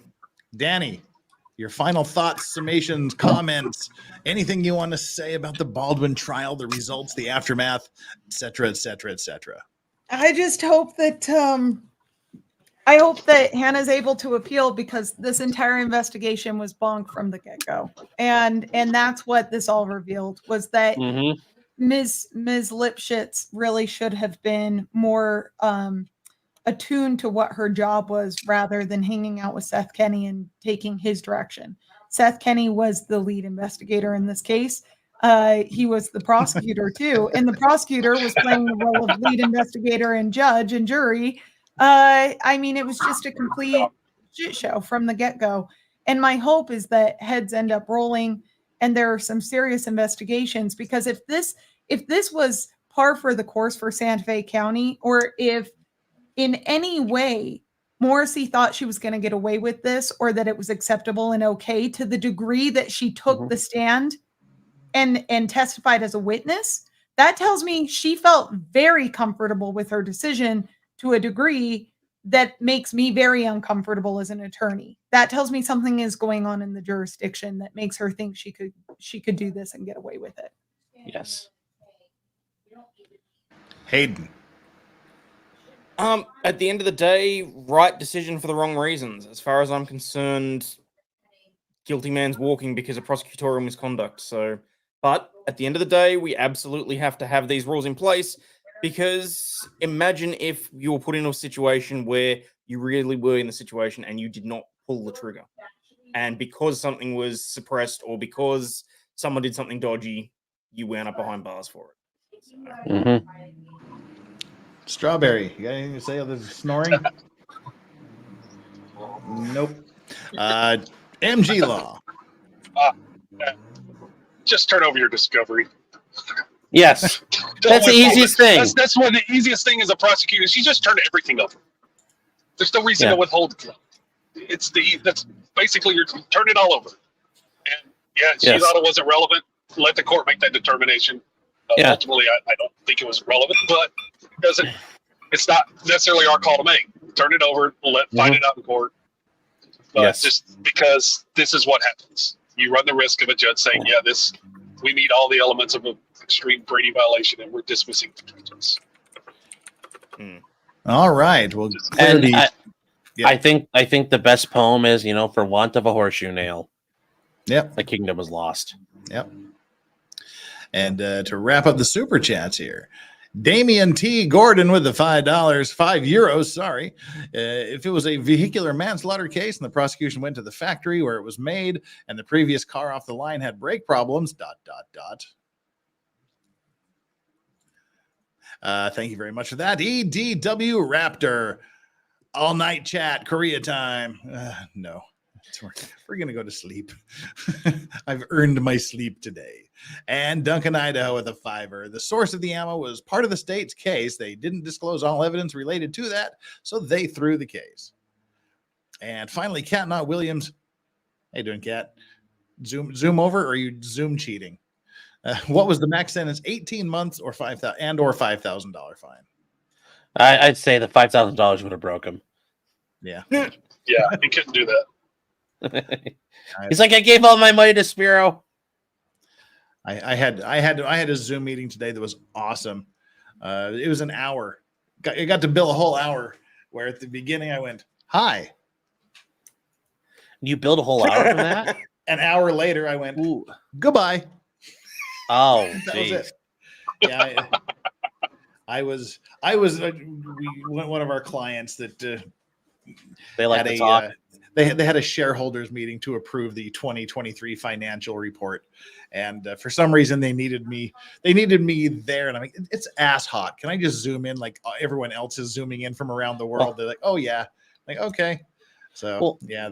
Do you do that kind? I thought you just did the maritime related things. no. You're like, It's about now. It used to be about 70-30. Now it's about 50-50 maritime stuff and regular corporate stuff. because that'd be funny. You're like, yeah, I'm here to provide the port. Yes, boats still float on water. Thank you. That was more. I literally said hello. An hour later, goodbye. Wrote the bill and sent it off. It was fun. So anyway, my thoughts again are basically what Hayden and MG Law said. Don't hide evidence. Something comes into your hand, you give it to the other side. Let them. Well, you give it to the defense. If you're the prosecution, give it to the defense. Yeah. Let the defense decide what they want to do with it, not you. And we have an intentional act. This is a prosecutor who, as a defense lawyer, should know better and know the ramifications and the importance of what she did.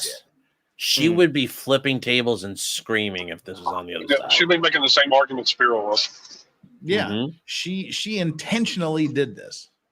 Yes. She intentionally did this, and it boils down to the old cliche, the old adage that is better that 100 guilty people go free than an innocent man is convicted. He was one of the guilty men that got to go free because of the prosecution's fuckery. And to be fair, it's public knowledge. TMZ alone are not going to let him forget this. So yes. Oh no. Yes. Don't let the state take away your constitutional rights. No. Fight for them. Yep. Be an idiot and give them away. Yeah. Yes. Give an entire interview without worrying about it. Just yes, I pulled the trigger. Fantastic. And that's where we are. Hopefully, never talking about the Alec Baldwin case ever again. Sean, what do you got coming up? This afternoon, I am going. Well, actually, right now, I'm going to go over future conflicts ahead of those guys, and then right after that, we are going to break down Judge Cannon BTFOing the Trump docs case, and it sounds like it's solely just on whether or not Jack Smith was properly appointed. Which, I thought all the people who were like about Malaw wanted Malaw to be applied. So. Potentially Criminal Sean. Everybody go to Potentially Criminal. Make sure you you subscribe to him. And Danny on Direct. What's coming up in Danny on Direct world? I will also be talking about that, and I will be talking about BlackRock and their involvement or influence in this attempted boom booms of Donald Trump.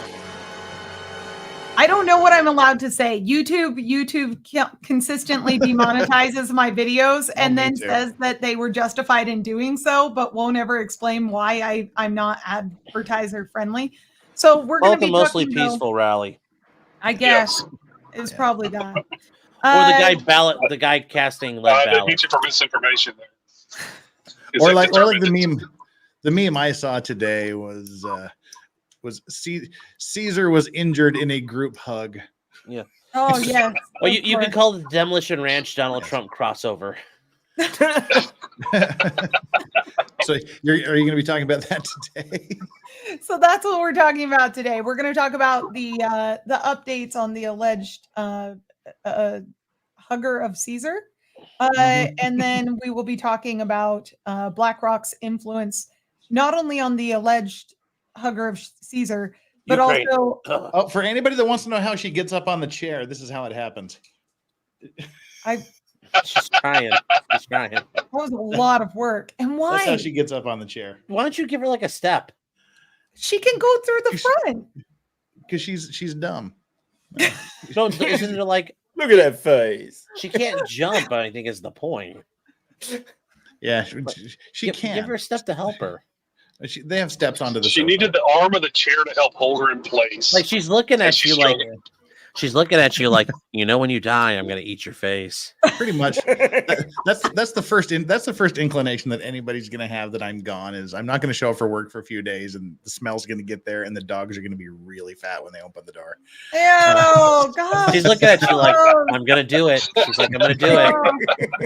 I'm Anyway. waiting. I'm counting the Hayden. seconds. A Hayden, No one's how's the coming in, overload? you can't stop it. Wait. I was just going to say a windstorm took out my computer yesterday. That is why I could not stream. It knocked out the power source. And then I had like a ghost computer where it was running power, but I had unplugged it. And it was a very weird situation. So I am back though, starting sometime later today. I'm going to take a quick nap before I do that. And yes, for those people asking in chat, yes, they do get bull peen every now and then. Do you use the bull peen, the plastic toy where you can secure the end of the bull peen? No. Because if I you just don't, the give dog it- will try to they'll eat the end of it, and since they can't chew it like the rest of it, they choke on it. So a lot of Yeah, dogs have choked on dick before. Yeah, that's right. So I never give any of the white gum leather stuff. I'll 'cause send the you a dog link just to can't it. chew It's actually really good. It's actually a very helpful toy. And Hayden, Nausea Overload, what's coming up in your world? Well, recently I've been diving into what I'm calling the unholy trinity of Massachusetts police misconduct. So for anyone that doesn't know, leading on from the Karen Reed trial, I started looking at Birchmore. From Birchmore, I've now deep dived and been provided with hours upon hours of evidence from the Root case. Sean, I don't know if you know about this one, but the cops basically cornered a mentally ill guy on a embankment and lit him up with 31 rounds. That doesn't surprise me. That happens a lot. Oh, Hayden, I was going to ask you, are you going to cover that trial in Australia where like the people kept the kid from having her diabetes medication? The insulin one? Yeah. It's a closed court. I've already looked into it. I was going to go up there. But when you've got a cult of 12 people trying to pray diabetes away and the kid dies, it kind of makes national news. So yeah, and they're all pro se. Yeah, that's why it's gonna be fun. Oh dear, that sounds Good. awesome. But no, Hayden, I'm interested in that one where they shot him because that's curious how that one broke down. Yeah, I mean, look, there's things wrong on both sides. Like the guy was having effectively a mental breakdown, and he was walking around claiming to be law enforcement whilst carrying a BB gun in a holster and a paintball gun in his waistband. Yes. And he basically he gets shot in the leg, gets in his car, does 90 miles an hour down a interstate route, takes out 3 cars, winds up the embankment. EMT looks at him, says, off duty EMT just happens to be in the vicinity, runs over to him, and she's like, he's completely out of it. Eyes are rolling back in his head. He's not breathing properly. All this sort of stuff. And when they get there, sounds like me when I wake up in the morning. Yeah, a lot of drop the gun. No, see, that's just it. There is one out of the 6 officers that fired. There is one body camera. Drop the gun. Exactly. Yeah. So that's a very common one too. And MG Law, what's up with you? What's up in the world of MG Law? Tonight we're going to cover some Tonsil Twins update, the latest motion to vacate judgment, motion to trial. Mm-hmm. It's the never-ending saga. So we're going to read through that tonight.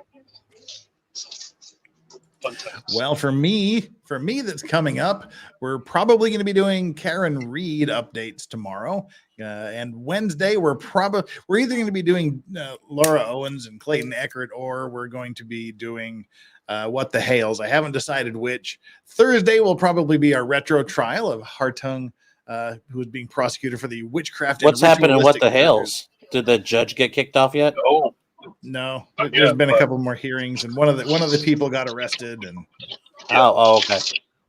So yeah, there's some stuff to talk about there. And this Friday will likely be an effort Friday, so everybody stand by for invites. That'll likely be coming up, and we'll probably be talking more about Baldwin then too. That's what's coming up, and everybody, make sure again once you kind of get your mind around it, make sure you go to Potentially Criminal, Danny on Direct, Aussie Overlord, MG Law, and make sure you like and subscribe. All of it. Just subscribe to them and like every single video they've ever done. And me, if you please.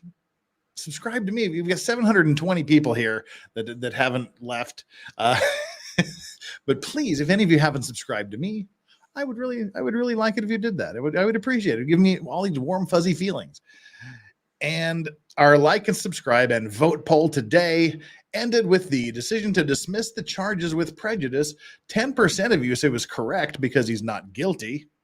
14% of you say it's incorrect and he should have gone to a verdict. But 76% of you disagree with MG Law and say that it was a correct decision because of constitutional protections. You fight the power, MG. Fight the power. And that's it. Mods, it's always a Chad move to say, "No, chat, you are wrong." Yeah. I love doing it. I've done Chad doesn't know anything. Yeah. Oh no. And Iman Rezu says, Safa Branca, Safa. Safa. Okay, Danny, what time Eastern Standard are you going to be live? In the like afternoon. Gandalf. I'll like be around. Gandalf. I'll be on live around 1. She's never late. She always starts when she's meant to. And Sean is always live all the time. Yeah. And Jeff, I'm gonna head out. So see you guys. All right, we are wrapping this up here. Thank you very much for being here, Sean. We'll talk to you soon. See ya. All right, and again, mods, thank you so much for being awesome. Thank you so much for keeping the ship right. And chat, thank you so much for the super chats, the gifted memberships, the monthly membership chats, all the support. And thank you for just even being here in chat, keeping each other entertained, keeping us entertained, and doing your thing, because quite frankly, the Vice Squad chat is the best chat on the internet, regardless of what these other turkeys say. Mine's the best. I mean, it's pretty okay. Yeah, it's okay. I just All took right. the best of the best and put it into my chat. That's all. You know, as you get larger, you The kind late of night shenanigans. The late night You gotta shenanigans of separate the chat from the wheat. You know, you just gotta like take the best off the top. No, Everything that guy just says is bullshit. Thank you. I was gonna say your chat is definitely one of the best. We're lucky. Yes. We're lucky whenever we come into your chat. It makes my day. Your chat's the best. There. Aw. I was born of this chat, so I gotta defer to it. I also Because was I really born in probably this wouldn't be chat. streaming if I was not following Jeff. So All right. On that note, let's shut this down. Goodbye. Bobby everybody. is free. Oh no. Hayden, were you responsible for that? No, How dare you? Bobby.